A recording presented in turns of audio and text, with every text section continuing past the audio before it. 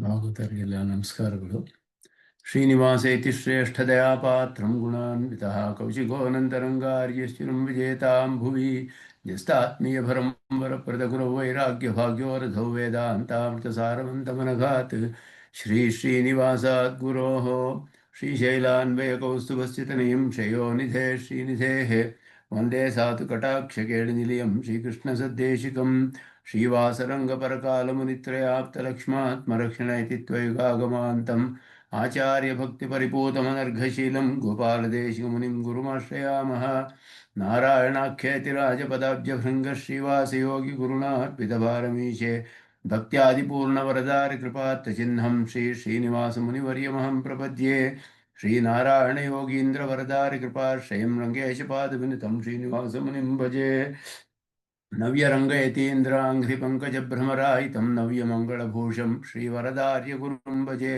श्रीमान् वेङ्कटनाथार्य कवितार्यकेसरी वेदान्ताचार्यवर्यो मे सन्निधत्तां सदा हृदि यो नित्यमच्युतपदाम्बुजयुग्मरुक्मं व्यामोहतस्तरितराणि तनाय मेने अस्मद्गुरोर्भगवतोऽस्यदेकसिन्धो रामानुजस्य चरणौ शरणं प्रपद्ये. विगाहे यामुनं तीर्थं साधु बृन्दावने स्थितं निरस्तजिह्मगस्पर्शे यत्र कृष्णकृतादरः नाथेन मुनिनाथेन भवेयं नाथवानहं यस्य नैगमिकं दत्तं हस्तामलकताङ्गतं यस्य सारस्वरस्रोतो वकुलामोदवासितं श्रुतीनां श्रमायालं शठारिं तमुपास्महे. वन्दे वैकुण्ठसेनान्यं देवं सूत्रवती सखं यद्वयत्र शिखरस्पन्दे विश्वमेतद्व्यवस्थितं सह धर्मचरीं शौरेः सम्मन्त्रितजगद्धिताम् अनुग्रहमयीं वन्दे नित्यमज्ञातनिग्रहां कमप्याद्यं गुरुं वन्दे कमलागृहमेधिनं प्रवक्ता छन्दसां वक्ता पञ्चरात्रस्य स्वयं ज्ञानानन्दमयं देवं निर्मलस्फटिकाकृतिम् आधारं सर्वविद्यानां हयग्रीवमुपास्महे. लक्ष्मीनेत्रोत्पलश्रीसरतपरिचयादेशसंवर्धमानः नाभीनाळीकरिङ्कण्मधुकरपटली दत्तहस्तावलम्बः अस्माकं सम्पदोघानविरलतुलसीदाम सञ्जातभूमा काळिन्दी कान्तिहारी कलेतु वपुषः काळिमा कैटभारेः.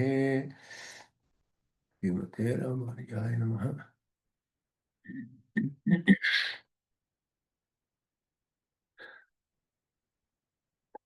ಯಥೋಕ್ತ ಕಲಾಪದಲ್ಲಿ ಎರಡನೆಯ ಸರ ಜೀವಸರ. ಆ ಜೀವಸರದಲ್ಲಿ ಮೋಕ್ಷದ ವಿಷಯದಲ್ಲಿ ಅನೇಕ ವಿಚಾರಗಳನ್ನು ಸ್ವಾಮಿ ದೇಶಿಕನಲ್ಲಿ ಪ್ರತಿಪಾದನೆ ಮಾಡ್ತಾ ಇದ್ದಾರೆ. ಅದರಲ್ಲಿ ಮೋಕ್ಷ ಸ್ವರೂಪವೇನೋ ಇದೆಲ್ಲವನ್ನು ಹೇಳಿದ ಮೇಲೆ ಪಾಪಗಳ ನಿವೃತ್ತಿ ಅದೆಲ್ಲ ಹೇಳಿ ಮುಕ್ತನ ವಿಷಯದಲ್ಲಿ ಈಗ ಕೆಲವು ವಿಷಯಗಳನ್ನು ವಿಚಾರ ಮಾಡ್ತಾರೆ. ಮುಕ್ತನಿಗೆ ಯಾವ ರೀತಿಯ ಅನುಭವಗಳಾಗುತ್ತೆ, ಅವನ ಸ್ವರೂಪವೇ ಹೇಗೆ, ಪ್ರಪಂಚವನ್ನು ಮುಕ್ತನು ಯಾವ ದೃಷ್ಟಿಯಿಂದ ನೋಡ್ತಾನೆ, ಅದು ಒಂದು ಮುಖ್ಯವಾದ ವಿಷಯ. ಹಿಂದಿನ ಶ್ಲೋಕದಲ್ಲಿ ಮುಕ್ತನ ಸ್ವರೂಪದಲ್ಲಿ ಆವಿರ್ಭಾವ ಆಗಿರೋದ್ರಿಂದ ಅಲ್ಲಿ ಪರಮಾತ್ಮನ ಕೈಂಕರ್ಯವನ್ನು ಮಾಡ್ತಾನೆ. ಆ ಪರಮಾತ್ಮನಲ್ಲಿ ಅವನಿಗೆ ಇರುವಂತಹ ಸ್ವಾಭಾವಿಕವಾದ ದಾಸತ್ವ ಅವನಿಗೆ ಅನುಭವವಾಗುವುದರಿಂದ ಅದು ತನ್ನ ಸ್ವರೂಪಕ್ಕೆ ಅನುಗುಣವಾದ ಅಭಿಮಾನ. ಆದ್ದರಿಂದ ಸ್ವರೂಪಾನುಗುಣವಾದ ಅಭಿಮಾನವಾದ್ದರಿಂದ ಸಂತೋಷವೇ ಆಗುತ್ತೆ ಅದರಿಂದ ಅವನಿಗೆ. ಆದ್ದರಿಂದ ದುಃಖವಿಲ್ಲ. ಅದರಿಂದ ಸ್ವರೂಪಾನುರೂಪವಾದ ಸೇವೆಯು ಅತ್ಯಂತ ಸಂತೋಷಕರ ಅನ್ನೋ ವಿಷಯವನ್ನು, ಮೋಕ್ಷದಲ್ಲಿ ಕೈಂಕರ್ಯವನ್ನು ಮಾಡುವುದು ಅವನಿಗೆ ಬಹಳ ಆನಂದದಾಯಕವಾಗಿರುತ್ತೆ. ಅದು ಯಾಕೆ ಅಂದರೆ ತನ್ನ ಸ್ವರೂಪಕ್ಕೆ ಅನುಗುಣವಾಗಿರೋದ್ರಿಂದ ಅನ್ನೋದನ್ನು ನಿರೂಪಣೆ ಮಾಡಿದ್ರು. ಈಗ ಮುಕ್ತನಿಗೆ ಈ ಪ್ರಪಂಚವು ಕೂಡ ದುಃಖಕ್ಕೆ ಕಾರಣವಾಗೋದಿಲ್ಲ ಅನ್ನೋದನ್ನು ತಿಳಿಸ್ತಾರೆ. ಈ ಪ್ರಪಂಚವು ನಮಗೆ ಅನೇಕ ವಿಷಯಗಳಲ್ಲಿ ಎಲ್ಲ ಇದರಲ್ಲಿಯೂ ಕಡೆಯಲ್ಲಿ ದುಃಖದಲ್ಲಿಯೇ ಪರ್ಯವಸಾನ ಅಂತ ತಿಳಿಯೋ ಹಾಗಿದೆ. ನಮಗೆ ದುಃಖ ಮೂಲ, ದುಃಖ ಮಿಶ್ರ, ದುಃಖೋದರ್ಕ, ಎಲ್ಲ ಅಲ್ಪ, ಅಸ್ಥಿರ, ಸ್ವಾಭಾವಿಕ, ಇದು ಆನಂದ, ವಿರುದ್ಧತ್ವ ಇಲ್ಲಿ.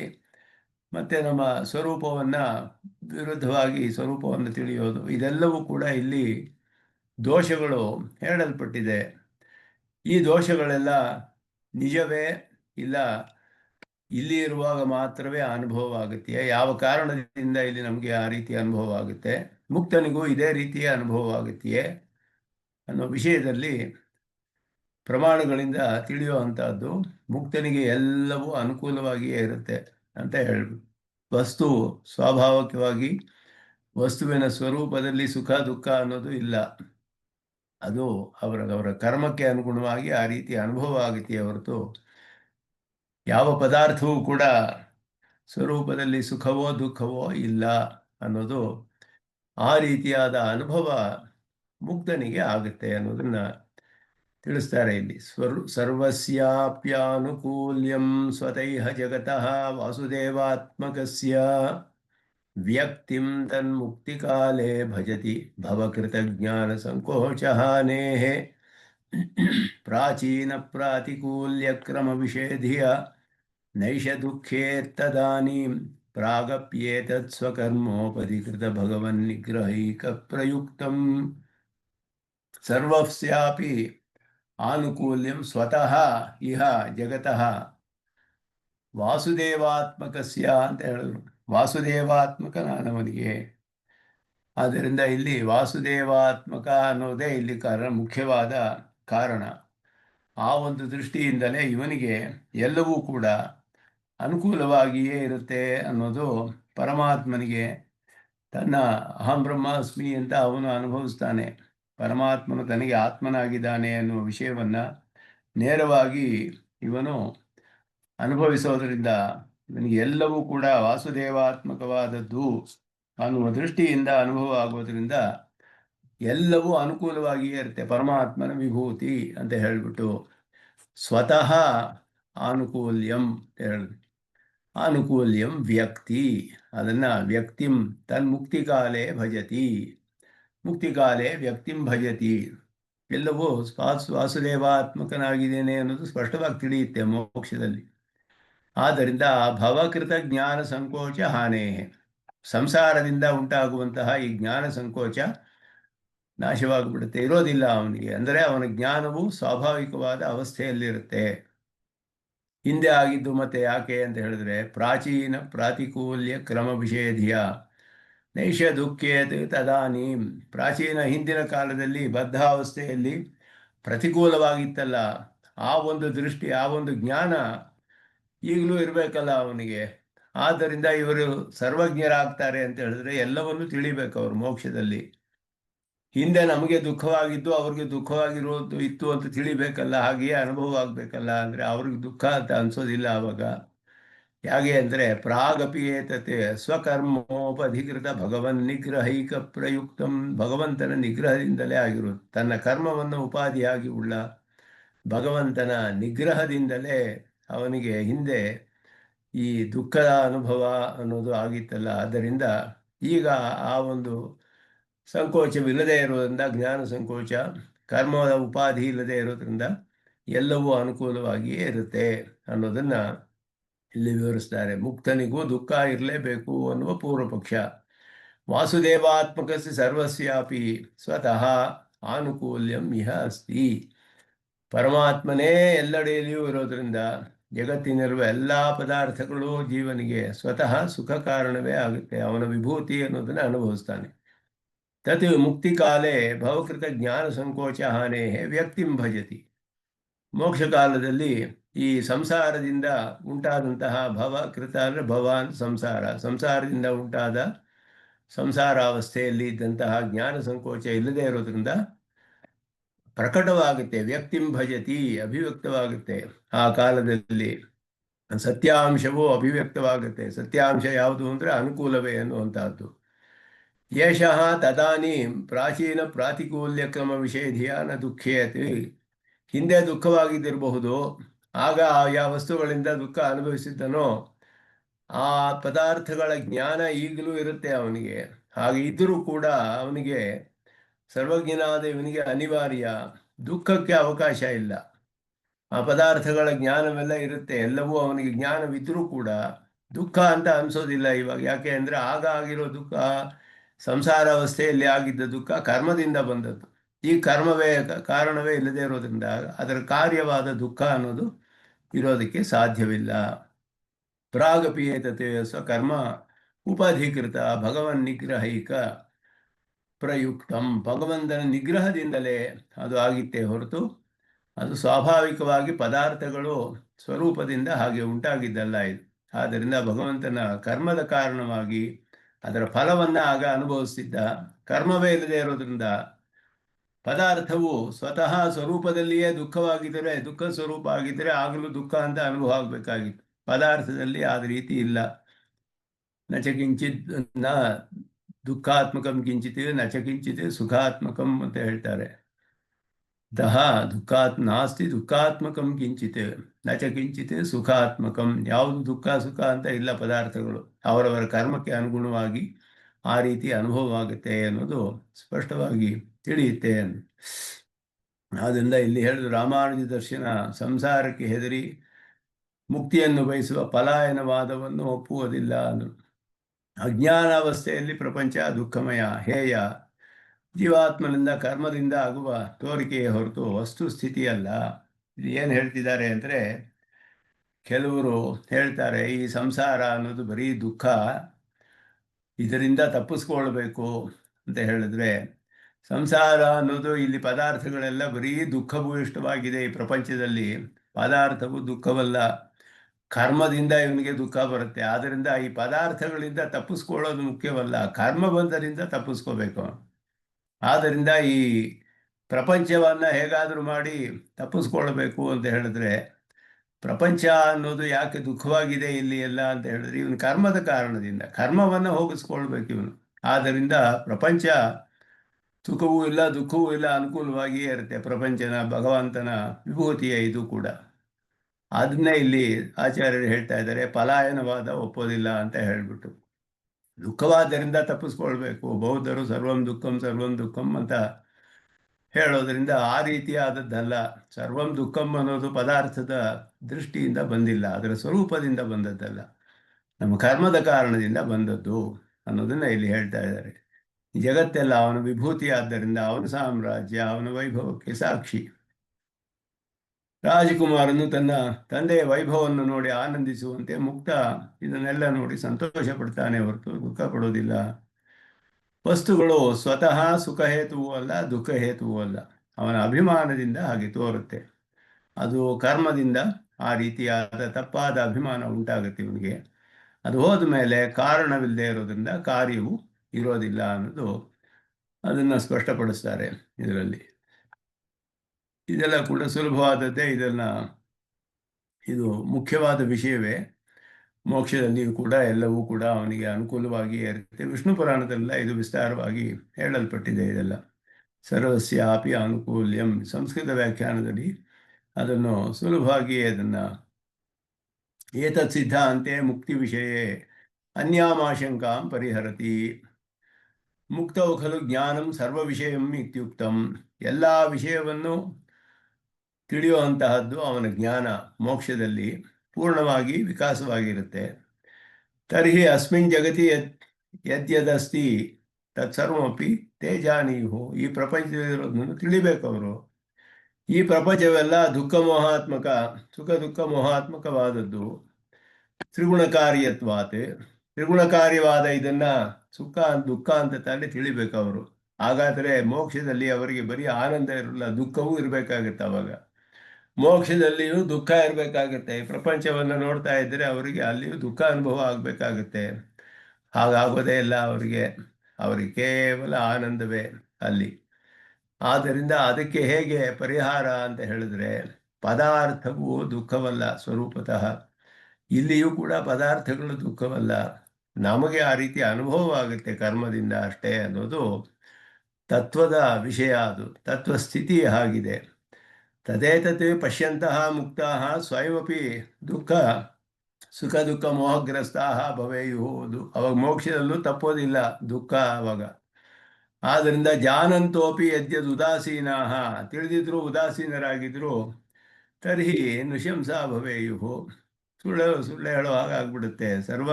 ಸಾರ್ವಾತ್ಮ್ಯ ಜ್ಞಾನಶೂನ್ಯಾಃ ಭವೇಯು, ಜ್ಞಾನಪೂರ್ವವಾಗಿ ಇರೋದಿಲ್ಲ ಅವಾಗ ಅವರಿಗೆ. ಅತಃ ಆನಂದಮಯ ಬ್ರಹ್ಮಜ್ಞಾನೇನ ಯಥಾ ಆನಂದಿ ಭವತಿ ಇತಿ ಉಚ್ಯತೆ. ಅವನು ಆನಂದ ಸ್ವರೂಪನಾದ ಬ್ರಹ್ಮವನ್ನು ಪಡೆದುಕೊಂಡು ಇವನು ಆನಂದ ಪಡೀತಾನೆ, ಅನುಭವವನ್ನು ಹೊಂದುತ್ತಾನೆ ಅಂತ ಹೇಳಿ ಶ್ರುತಿ ಸ್ಪಷ್ಟವಾಗಿ ತಿಳಿಯುತ್ತೆ ಅದನ್ನು. ತಥಾ ದುಃಖಾದಿ ದರ್ಶನೇನ ದುಃಖಿನೋಪಿ ಭವೇಯುವು. ಇದರಿಂದ ಪರಮಾತ್ಮನು ಆನಂದ ಸ್ವರೂಪ, ಆದ್ದರಿಂದ ಅವನನ್ನು ನೋಡಿ ಇವನು ಅವನ ಸ್ವರೂಪವನ್ನು ಅನುಭವಿಸುವಾಗ ಆನಂದವನ್ನು ಅನುಭವಿಸ್ತಾನೆ. ಈ ಪ್ರಪಂಚವು ದುಃಖ ಸ್ವರೂಪವಾದ್ದರಿಂದ ಇದನ್ನು ನೋಡಿದ್ರೆ ದುಃಖವನ್ನು ಅನುಭವಿಸಬೇಕೇ ಅನ್ನುವ ಪ್ರಶ್ನೆ ಬಂದರೆ ಇದು ದುಃಖ ಸ್ವರೂಪ ಅಲ್ಲ ಅನ್ನೋದು ಸ್ಪಷ್ಟಪಡಿಸ್ತಾರೆ. ಸ್ವರೂಪದಲ್ಲಿ ಈ ಪದಾರ್ಥಗಳಿಗೆ ಸುಖ ದುಃಖ ಅನ್ನೋದಿಲ್ಲ. ಇದು ಇದು ಅಚೇತನ ಪದಾರ್ಥ. ಇದು ಎಲ್ಲವೂ ಪರಮಾತ್ಮನ ವಿಭೂತಿ ಆದ್ದರಿಂದ ಅವನಿಗೆ ಇದು ಅನುಕೂಲವಾಗಿಯೇ ಇರುತ್ತೆ ಅನ್ನೋದು. ಅವನಿಗೆ ದುಃಖ ಅನ್ನೋದು ಉಂಟಾಗೋದಿಲ್ಲ, ಅಲ್ಲಿ ಸುಖ ದುಃಖ ಅನ್ನೋ ಅನುಭವಗಳು ಅವನಿಗೆ ಬರೋದಿಲ್ಲ. ದುಃಖಮಿದಿನ ಜಾನೀಯು ತರ್ಹಿ ಸರ್ವಜ್ಞತ್ವ ಹಾನಿ, ದುಃಖಮಪಿ ಯದಿ ಸುಖಂ ಜಾನೀಯು ಅನ್ಯಥಾ ಜ್ಞಾನಾತ್ ನ ಮುಕ್ತಾ ಭವೇಯು. ಆದ್ದರಿಂದ ಎರಡು ಪ್ರಶ್ನೆಗಳು. ದುಃಖವನ್ನು ತಿಳಿದೇ ಹೋದರೆ ಸರ್ವಜ್ಞ ಅಂತ ಹೇಳೋಕ್ಕಾಗೋದಿಲ್ಲ. ದುಃಖವನ್ನು ತಿಳಿದು ಕೂಡ ಸುಖವಾಗಿಯೇ ಇದೆ ಅಂತ ಅವರೇನಾದ್ರು ತಿಳಿದ್ರೆ ಅನ್ಯಥಾ ಜ್ಞಾನ, ಅದು ತಪ್ಪಾದ ಜ್ಞಾನವಾಗುತ್ತೆ. ಆದ್ದರಿಂದ ಇದಕ್ಕೆ ಪರಿಹಾರ ವಾಸುದೇವಾತ್ಮಕಸ್ಯ ಸರ್ವಸ್ಯಾಪಿ ಜಗತಃ ಇಹಾಪಿ ಸಂಸಾರೇಪಿ ಆನುಕೂಲ್ಯಮೇವ ಸಹಜ ಸ್ವತಃ. ಇಲ್ಲಿಯೂ ಅನುಕೂಲವಾಗಿಯೇ ಇರುತ್ತೆ ಎಲ್ಲವೂ, ಆದರೆ ನಮಗೆ ಹಾಗೆ ತಿಳಿಯೋದಿಲ್ಲ ಕರ್ಮದಿಂದ. ತದೇತದಾನುಕೂಲ್ಯಂ ಸಹಜಂ ಮುಕ್ತಿಕಾಲೇ ಭವಕೃತ ಜ್ಞಾನ ಸಂಕೋಚ ಹಾನೇಹೆ. ಸಂಸಾರದ ಕಾರಣದಿಂದ, ಸಂಸಾರದ ದಶೆಯಲ್ಲಿ ಆದಂತಹ ಧರ್ಮಭೂತ ಜ್ಞಾನದ ಸಂಕೋಚ ಮೋಕ್ಷದಲ್ಲಿ ಇಲ್ಲದೇ ಇರೋದರಿಂದ, ಕರ್ಮಕೃತ ಜ್ಞಾನ ಸಂಕೋಚವು ಪೂರ್ಣವಾಗಿ ನಿವೃತ್ತವಾದ್ದರಿಂದ ಅಭಿವ್ಯಕ್ತಿಂ ಭಜತಿ, ಆನುಕೂಲ್ಯವೇ ಪ್ರಕಟವಾಗುತ್ತೆಯೇ ಹೊರತು ಇದು ಪ್ರತಿಕೂಲವಾಗಿರೋದಿಲ್ಲ. ವಸ್ತುಷು ಪ್ರತಿಕೂಲತ್ವ ಜ್ಞಾನಾತ್ ದುಃಖಂ, ಅನುಕೂಲತ್ವ ಜ್ಞಾನಾಚ ಸುಖಂ ಭವತಿ ಇತಿ ಸರ್ವಸಮ್ಮತಂ ಅನುಭವ ಸಿದ್ಧಂಚ. ಜಗದಿದಂ ಸರ್ವಂ ಬ್ರಹ್ಮಾತ್ಮಕಮಿತಿ ಇಂದ್ರಿಯಾಣಿ ಮನೋಬುದ್ಧಿ ಸತ್ವಂ ತೇಜೋಪದಂ ಸ್ತಿ ವಾಸುದೇವಾತ್ಮಕಾನ್ಯವು ಕ್ಷೇತ್ರಂ ಕ್ಷೇತ್ರಜ್ಞೇವ ಚ ಇತ್ಯಾದಿ ಪ್ರಮಾಣ ಸಿದ್ಧಂ. ಇದೆಲ್ಲ ಹೇಳಿರುವಾಗ ಮುಕ್ತೌತು ಕರ್ಮಣಾಂ ವಿಶೇಷವೃತ್ತಿಯ ಜಗತ್ ಸರ್ವಂ ಬ್ರಹ್ಮಾತ್ಮಕಂ ಪಶ್ಯತಃ ಪ್ರಾತಿಕೂಲ್ಯ ಜ್ಞಾನಸ್ಯೈವ ಅಭಾವಾತ್. ಎಲ್ಲವೂ ಬ್ರಹ್ಮಾತ್ಮಕ ಆದ್ದರಿಂದ, ಬ್ರಹ್ಮನ ವಿಭೂತಿ ಆದ್ದರಿಂದ, ಬ್ರಹ್ಮಸ್ವರೂಪದಲ್ಲಿಯೇ ಸೇರಿರೋದರಿಂದ ಅದು ಕೂಡ ಎಲ್ಲವೂ ಕೂಡ ಅವನಿಗೆ ಅನುಕೂಲವಾಗಿಯೇ ಇರುತ್ತೆ. ಪರಮಾತ್ಮನ ಆಶ್ಚರ್ಯಕರವಾದ ಈ ಪ್ರಪಂಚ, ಈ ಸೃಷ್ಟಿ ಅವನ ವಿಭೂತಿಯನ್ನೆಲ್ಲ ನೋಡಿ ಆನಂದವನ್ನು ಅನುಭವಿಸ್ತಾನೆ ಅಲ್ಲಿ ಮುಕ್ತನು ಅಂತ ಹೇಳಿ. ಅವನಿಗೆ ಎಲ್ಲವೂ ಆನಂದವಾಗಿಯೇ ಇರುತ್ತೆ ಅಲ್ಲಿ ಅನ್ನೋದು ತಿಳಿಯುತ್ತೆ. ಆದ್ದರಿಂದ ಅದು ಸಹಜವಾಗಿ ಸುಖವಾಗಿಯೇ ಇರುತ್ತೆ ಅನ್ನೋದು ಸ್ಪಷ್ಟವಾಗಿ ಹೇಳಲ್ಪಡುತ್ತೆ. ಇದು ಮುಖ್ಯವಾಗಿ ಬೌದ್ಧರ ಮತಕ್ಕೆ ಇಲ್ಲಿ ಪರಿಹಾರ ನಿರಸನ ಮಾಡ್ತಾ ಇರೋದು. ಬೌದ್ಧರು ಹೇಳೋದು, ಇಲ್ಲಿ ಹೇಳ್ತಾರವರು, ದುಃಖ ಸ್ವರೂಪ ತರ್ಹಿ ಸರ್ವಂ ದುಃಖಂ ಇತಿ ವರತಃ ಬೌದ್ಧಸ್ಯ ವಿಪ್ರತಿರೂಪಂ ರೂಪಾಂತರಮಿತಿ. ಬೌದ್ಧರು ಸರ್ವಂ ದುಃಖಂ ಅಂತ ಹೇಳ್ತಾರೆ. ಎಲ್ಲ ಕ್ಷಣಿಕವು, ಎಲ್ಲ ದುಃಖ, ಎಲ್ಲ ಕ್ಷಣಿಕ ಹೀಗೆಲ್ಲ ಹೇಳ್ತಾರಲ್ಲ, ಅದು ಕ್ಷಣಿಕ ದುಃಖ ಅಂತ ಹೇಳೋದು ಪದಾರ್ಥವು ದುಃಖವಲ್ಲ, ಕರ್ಮದಿಂದ ಅನ್ನೋದು ಮುಖ್ಯವಾಗುತ್ತೆ ಅಲ್ಲಿ. ಆದ್ದರಿಂದ ಮುಮುಕ್ಷುವಿಗೆ ಮೋಕ್ಷದಲ್ಲಿ ಅವನಿಗೆ ಆ ರೀತಿ ಯಾವುದು ಇರೋದೇ ಇಲ್ಲ ಅಂತ ಹೇಳಿದ್ರಿಂದ ಅವ್ರು ಹೇಳೋದು ಯೋಗ ಸೂತ್ರದಲ್ಲಿಯೂ ಅದನ್ನು ಹೇಳಿದ್ದಾರೆ. ಸರ್ವಮೇವ ದುಃಖಂ ವಿವೇಕಿನಃ ಅಂತ ಹೇಳಿಬಿಟ್ಟು, ಇದೆಲ್ಲ ಕೂಡ ಇಲ್ಲಿ ಕರ್ಮದ ಅವಸ್ಥೆಯಲ್ಲಿ ಅಂತ ನಾವು ಅರ್ಥ ಮಾಡ್ಕೊಳ್ಬೇಕು. ಇದು ಯೋಗ ಸೂತ್ರೇಪಿ ಏವಕಾರ ಅಯೋಗ ವ್ಯವಚ್ಛೇದೆ ನತು ಅನ್ಯಯೋಗ ವ್ಯವಚ್ಛೇದೆ ಅಂತ ಹೇಳಿದ್ರು. ದುಃಖವೇ ಅಂತ ಹೇಳಿದ್ರೆ ಸುಖ ಇಲ್ಲ ಅಂತ ಅರ್ಥವಲ್ಲ, ಅನ್ಯಯೋಗದ ವ್ಯವಚ್ಛೇದವಿಲ್ಲ. ಅಯೋಗ ಅಂದರೆ ದುಃಖವಿಲ್ಲಿ, ಎಲ್ಲವೂ ದುಃಖ ಇದ್ದೇವೆ, ಹೇಗಾದರೂ ಒಂದು ದುಃಖಕ್ಕೆ ಕಾರಣವಾಗುತ್ತೆ, ದುಃಖದಲ್ಲಿ ಪರ್ಯವಸಾನವಾಗುತ್ತೆ ಅಂತಲೇ ಅರ್ಥ ಇಲ್ಲಿ. ಆದ್ದರಿಂದ ಸುಖ ಅಂತ ನಮಗೆ ಅನುಭವಿಸಿದ್ರು ಕಡೆಯಲ್ಲಿ ದುಃಖದಲ್ಲಿ ಪರ್ಯವಸಾನವಾಗುತ್ತೆ. ಎಂದ ದುಃಖ ಮೂಲಂ ದುಃಖ ಮಿಶ್ರಂ ದುಃಖೋದರ್ಕಂ ಅಲ್ಪಂ ಅಸ್ಥಿರಂ, ಇದೆಲ್ಲ ಕಾರಣದಿಂದಲೂ ಅವನಿಗೆ ಕಡೆಯಲ್ಲಿ ದುಃಖದಲ್ಲಿಯೇ ಪರ್ಯವಸಾನ ಸಂಸಾರದಲ್ಲಿ. ಆದ್ದರಿಂದ ಸ್ವರ್ಗಕ್ಕೆ ಹೋಗಿ ಆನಂದ ಅನುಭವಿಸಿದ್ರೆ ಸುಖವಾಗಿರುತ್ತಲ್ಲ ಅಂದರೆ ಅಲ್ಲಿಯೂ ಅವನಿಗೆ ಪತನ ಭಯ ಇರುತ್ತೆ. ಅದು ಮುಗಿದು ಬಂದರೆ ಇಲ್ಲಿ ಮತ್ತೆ ದುಃಖ ಅನುಭವಿಸ್ಬೇಕು ಅವನು. ಆ ಸುಖವನ್ನೆಲ್ಲ ಬಿಟ್ಟು ಬಂದರೆ ಕಡೆಯಲ್ಲಿ ಎಲ್ಲ ದುಃಖದಲ್ಲಿ ಪರ್ಯವಸಾನ. ಅದು ಆ ಅರ್ಥದಲ್ಲಿ ಇದನ್ನು ತಗೊಳ್ಬೇಕೇ ಹೊರತು ಅನ್ಯಯೋಗ ವ್ಯವಚ್ಛೇದ ಅಯೋಗ ವ್ಯವಚ್ಛೇದ ಅನ್ನೋದು ಅಯೋಗ ವ್ಯವಚ್ಛೇದ ಅಂದ್ರೆ ಸಂಬಂಧವಿಲ್ಲದೆ ಇಲ್ಲ ಅಂತ ಅರ್ಥ. ಯೋಗ ಅಂದ್ರೆ ಸಂಬಂಧ, ದುಃಖದ ಸಂಬಂಧ ಇದ್ದೇ ಇದೆ. ಸುಖದ ಸಂಬಂಧವೇ ಇಲ್ಲ ಅಂತ ಅರ್ಥವಲ್ಲ. ಅನ್ಯಯೋಗದ ವ್ಯವಚ್ಛೇದವಿಲ್ಲ. ಇನ್ನೊಂದು ಯಾವುದು ಅಂದರೆ ಸುಖ. ಸುಖಯೋಗ ಇಲ್ಲ ಅನ್ನೋದಿಲ್ಲ, ಸುಖದ ಸಂಬಂಧ ಇಲ್ಲ ಅನ್ನೋದು ಇರೋದಿಲ್ಲ. ಅಂದರೆ ಸುಖದ ಸಂಬಂಧವೂ ಇರುತ್ತೆ, ದುಃಖದ ಸಂಬಂಧವೂ ಇರುತ್ತೆ. ದುಃಖದಲ್ಲೇ ಪರ್ಯವಸಾನವಾಗುತ್ತೆ. ಆದ್ದರಿಂದ ಸರ್ವಂ ದುಃಖಂ ಅಂತ ಹೇಳೋದು ಆ ಒಂದು ದೃಷ್ಟಿಯಿಂದ ಇಲ್ಲಿ ಅರ್ಥ ಮಾಡ್ಕೊಳ್ಬೇಕು. ಈ ಸುಖ ದುಃಖ ಅನುಭವಗಳು ಕೂಡ ಕರ್ಮದ ಕಾರಣ ಅನ್ನೋದು ಸ್ಪಷ್ಟವಾಗಿ ತಿಳಿದಾಗ ಅದು ತತ್ವಜ್ಞಾನದಿಂದ ನಮಗೆ ತಿಳಿಯುತ್ತೆ. ಆದ್ದರಿಂದ ಇದು ಮುಕ್ತನ ದೃಷ್ಟಿಯಲ್ಲಿ ಇದು ಯಾವುದು ಕೂಡ ಎಲ್ಲವೂ ಅನುಕೂಲವಾಗಿಯೇ ಇರುತ್ತೆ ಅನ್ನೋದೆಲ್ಲ ಸುಖ ದುಃಖಾದೀನಾಂ ಹಿ ಕರ್ಮಮೂಲಕತ್ವಮೇವ ಸರ್ವಸಮ್ಮತಂ ಅತಃ ನ ಮುಕ್ತಾನಾಂ ದುಃಖ ಪ್ರಸಕ್ತಿ ಅಂತ ಹೇಳುದು. ಮತ್ತೆ ಏವಮೇವ ಮುಕ್ತಾಃ ಅಪಿ ಇದಾನೀಂ ಪೂರ್ವಂ ಬದ್ಧಾಃ ಕಿಲ ಅಭೂತ್ ಯದಾ ತೈಃ ನರಕಾದಿ ದುಃಖಮಪಿ ಅನುಭೂತಂ ಸ್ಯಾತ್ ಕಿಲ ತರಿದಂ ತೇ ಮುಕ್ತ್ಯವಸ್ಥಾಯಾಂ ಜಾನೀಯುಃ ವಾ ಅಂತ ಪ್ರಶ್ನೆ ಹೇಳ್ತಾರೆ. ಹಿಂದೆ ಎಲ್ಲ ಅನುಭವಿಸಿದ್ರಲ್ಲ ದುಃಖವನ್ನ, ಆ ದುಃಖ ಅನುಭವಿಸಿದ್ದನ್ನ ಅನುಭವಿಸ್ತಾರೆಯೇ ಅವರು ಮೋಕ್ಷದಲ್ಲಿ. ಎಲ್ಲವೂ ತಿಳಿದ್ರೆ ಅವರು ಸರ್ವಜ್ಞರು ಅಂದ್ರೆ ಹಾಗೆ ತಿಳಿಬೇಕಲ್ಲ ಅಂತ ಹೇಳಿದ್ರೆ ಹಾಗೆ ತಿಳಿಯೋದಿಲ್ಲ. ಯಾಕೆಂದ್ರೆ ಅದು ಅವ್ರಿಗೆ ಆ ಅವಸ್ಥೆಯಲ್ಲಿ ತಿಳಿಯೋ ವಿಷಯ. ಅದು ಸಂಸಾರ ಅವಸ್ಥೆಯಲ್ಲಿ ಕರ್ಮ ಕಾರಣದಿಂದ ಇಲ್ಲಿರುವ ಅವಸ್ಥೆಯಲ್ಲಿ ಈ ದಶೆಯಲ್ಲಿ ಈ ಅನುಭವ ಆಗುತ್ತೆ. ಬೇರೆ ಇನ್ನೊಂದು ಅವಸ್ಥೆಯಲ್ಲಿ ಈ ಅನುಭವ ಆಗಕ್ಕೆ ಸಾಧ್ಯವಿಲ್ಲ. ಇದೇ ಅವಸ್ಥೆಗೆ ಬಂದರೆ ಆಗಕ್ಕೆ ಸಾಧ್ಯ ಅಷ್ಟೇ. ಆದ್ದರಿಂದ ಇಲ್ಲಾದ ಅನುಭವ ಮೋಕ್ಷದಲ್ಲಿ ಹಾಗಾಗೋದಿಲ್ಲ ಅನ್ನೋದು ತತ್ವ ಹಾಗೆ ತಿಳಿಸುತ್ತೆ ಅದನ್ನು. ಆದ್ದರಿಂದ ಇಲ್ಲಿ ಪ್ರಾತಿಕೂಲ್ಯಸ್ಯ ಕ್ರಮಃ ತದ್ವಿಷಯಾಧಿಯ, ಆ ಕಾರಣದಿಂದ ದುಃಖ ಹೇತು ಹೋಗು ಸಾ ರೀತಿ ನ ಇದಾನೀಂ ಪರಿವರ್ತಿತು ಶಕ್ಯ ಅಂತ ಹೇಳಿದ್ರೆ ಹೇಳ್ತಾರೆ. ಯಶಃ ತದಾನೀಂ ನ ದುಃಖೇತ್, ಮೋಕ್ಷ ದಶೆಯಲ್ಲಿ ದುಃಖ ಇರೋದಿಲ್ಲ ಅವನಿಗೆ. ಯಾಕೆ ಅಂದರೆ ಅವನಿಗೆ ಉಪಾಧಿ ಕಾರಣದಿಂದ ಬಂದಿದ್ದು ಈ ದುಃಖ, ಕರ್ಮದ ಉಪಾಧಿ. ಅದಿಲ್ಲದೆ ಇರುವಾಗ ದುಃಖಕ್ಕೆ ಕಾರಣವೇ ಇರೋದಿಲ್ಲ. ಆದ್ದರಿಂದ ಸರ್ವಜ್ಞನಾಗಿದ್ದರು ಉಪಾಧಿ ಇದ್ದ ಅವಸ್ಥೆಯಲ್ಲಿ ಅನುಭವ ಆಗಿರೋದು ಉಪಾಧಿ ಇಲ್ಲದೇ ಇರುವ ಅವಸ್ಥೆಯಲ್ಲಿ ಆಗಕ್ಕೆ ಸಾಧ್ಯವಿಲ್ಲ. ಆದ್ದರಿಂದ ಅದರಲ್ಲಿ ಯಾವ ವಿರೋಧವೂ ಇಲ್ಲ ಅಂತ ಹೇಳ್ತಾರೆ. ಅದೇ ಉಪಾಧಿ ಇದ್ದರೆ ಆಗ ಅನುಭವ ಆಗ್ಬೋದು. ಆ ಉಪಾಧಿಯೇ ಇಲ್ಲದೇ ಇರೋದ್ರಿಂದ ಆ ರೀತಿ ಅನುಭವ, ಇವನು ಸರ್ವಜ್ಞನಾಗಿದ್ದರೂ ಆ ಅನುಭವವನ್ನು ಈಗ ಮಾಡೋಕ್ಕಾಗೋದಿಲ್ಲ. ಅದು ಸ್ಪಷ್ಟವಾಗಿ ತಿಳಿಸ್ತಾರೆ ಅದನ್ನು. ಅದರಿಂದ ಈ ವಿಷಯವು ಕೂಡ ಒಂದು ಮುಖ್ಯವಾದ ವಿಷಯವೇ. ಅದು ಜಾಸ್ತಿ ಹೆಚ್ಚೇನು ಇದರಲ್ಲಿ ವಿಷಯಗಳು ಇಲ್ಲ. ಇದರಲ್ಲಿ ಮೋಕ್ಷದ ವಿಷಯದಲ್ಲಿ ಕೆಲವು ವಿಚಾರವನ್ನು ಮಾಡ್ತಾರೆ. ಅದು ಯಾವ ರೀತಿಯ ಅಲ್ಲಿ ಸಂಪತ್ತಿ ಅದೆಲ್ಲ ಬ್ರಹ್ಮಸೂತ್ರದಲ್ಲಿ ಇದು ಹಿಂದೆಯೇ ಅನೇಕ ಶ್ಲೋಕಗಳಲ್ಲಿ ಬಂತು. ಇದೆಲ್ಲವೂ ಕೂಡ ದೇಶ ವಿಶೇಷ ಪ್ರಾಪ್ತಿಪೂರ್ವಕವಾದ ಮೋಕ್ಷ ಅನ್ನೋದನ್ನೇ ಮತ್ತೆ ಇಲ್ಲಿ ಅದನ್ನು ಕೆಲವು ವಿಷಯವನ್ನು ಇಲ್ಲಿ ವಿಚಾರ ಮಾಡ್ತಾರೆ. ಇದರಲ್ಲಿ ಇದು ಸ್ವಲ್ಪ ಅಧಿಕವಾದ, ಅದು ನಮಗೆ ಅಷ್ಟು ಇದೆಲ್ಲ ನೋಡಿದ್ದೀವಿ, ಹಿಂದೆ ನೋಡಿರೋ ವಿಷಯಗಳೇ. ಇದೆಲ್ಲ ಏನು ಅಧಿಕವಾದ ವಿಷಯವೇನೂ ಇಲ್ಲ.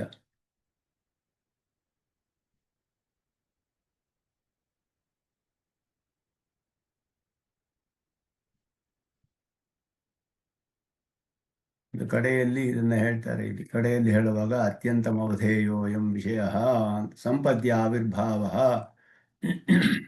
ಸಂಪತ್ಯಾವಿರ್ಭಾವ ಅಂತ ಪರಮಾತ್ಮ ಸಂಪತ್ಯ ಸ್ವಸ್ವರೂಪ ಆವಿರ್ಭಾವ ಅಭಿಯತಃ. ಅದು ಯಾವ ರೀತಿಯ ಆವಿರ್ಭಾವ ಅಂದರೆ ಅವಿಭಾಗೇನ ದೃಷ್ಟತ್ವಾತ್ ಅಂತ ಸೂತ್ರ.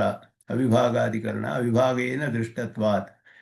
ನಾವು ಅವನು ಬೇರೆ ಅಲ್ಲ ಅನ್ನುವ ಒಂದು ರೀತಿಯಲ್ಲಿ ಅವರು ಅದನ್ನು ಅನುಭವಿಸ್ತಾರೆ. ಅಹಂ ಬ್ರಹ್ಮಾಸ್ಮಿ ಅಂತ ಹೇಳೋದು ಅನುಭವ ಅನ್ನೋದು ಅದೆಲ್ಲವೂ ಕೂಡ ಇದು ಪರಿಪೂರ್ಣ ವಿಕಾಸ ರೂಪ ಅಂತ ಹೇಳಿದ್ರು. ವಿಕಾಸ ಪರಿಪೂರ್ಣವಾಗಿ ಜ್ಞಾನ ವಿಕಾಸವಾದಾಗ ಆ ರೀತಿ ಆಗುವಂತಹ, ಮೊದಲು ಕೂಡ ಬ್ರಹ್ಮನನ್ನು ಸೇರ್ತೀವಿ ನಾವು ಅನೇಕ ಸಮಯಗಳಲ್ಲಿ. ಸುಷುಪ್ತಿಯಲ್ಲಿ ಪ್ರತಿದಿನವೂ ಬ್ರಹ್ಮನೊಡನೆ ಹೋಗಿ ಸೇರ್ತಾನೆ ಜೀವಾತ್ಮ.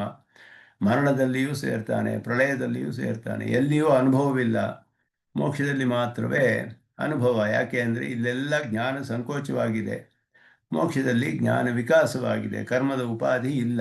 ಆದ್ದರಿಂದ ಈ ಎಲ್ಲ ಅವಸ್ಥೆಗಳಲ್ಲಿಯೂ ಬ್ರಹ್ಮನೊಡನೆ ಸೇರಿದರೂ ಕೂಡ ಆನಂದ ಸ್ವರೂಪನಾದ ಬ್ರಹ್ಮನೊಡನೆ ಸೇರಿರ್ತಾನೆ. ಆದರೂ ಕರ್ಮದಿಂದ ಎಲ್ಲ ಮರೆಯಾಗಿದೆ ಅನ್ನೋದು ಸ್ಪಷ್ಟವಾಗಿ ಅದು ಬ್ರಹ್ಮಸೂತ್ರಗಳಲ್ಲಿ ಅನೇಕ ಸೂತ್ರಗಳಲ್ಲಿ ಸ್ಥಾಪಿಸಲ್ಪಟ್ಟಿದೆ. ಅದನ್ನೆಲ್ಲ ಇಲ್ಲಿ ಹೇಳ್ತಾರೆ. ಇದು ಛಾಂದೋಗ್ಯೋಪನಿಷತ್ತಿನ ದಹರ ವಿದ್ಯಾ ಪ್ರಕರಣದಲ್ಲಿ ಪ್ರಜಾಪತಿ ವಾಕ್ಯ ಅಂತ ಕಡೆಯಲ್ಲಿ ಬರುತ್ತೆ. ಅಲ್ಲಿ ಬರುವಾಗ ಅದರಲ್ಲಿ ಜೀವಾತ್ಮನ ಸ್ವರೂಪವನ್ನು ಪ್ರಜಾಪತಿ ಉಪದೇಶ ಮಾಡ್ತಾನೆ ಇಂದ್ರನಿಗೆ.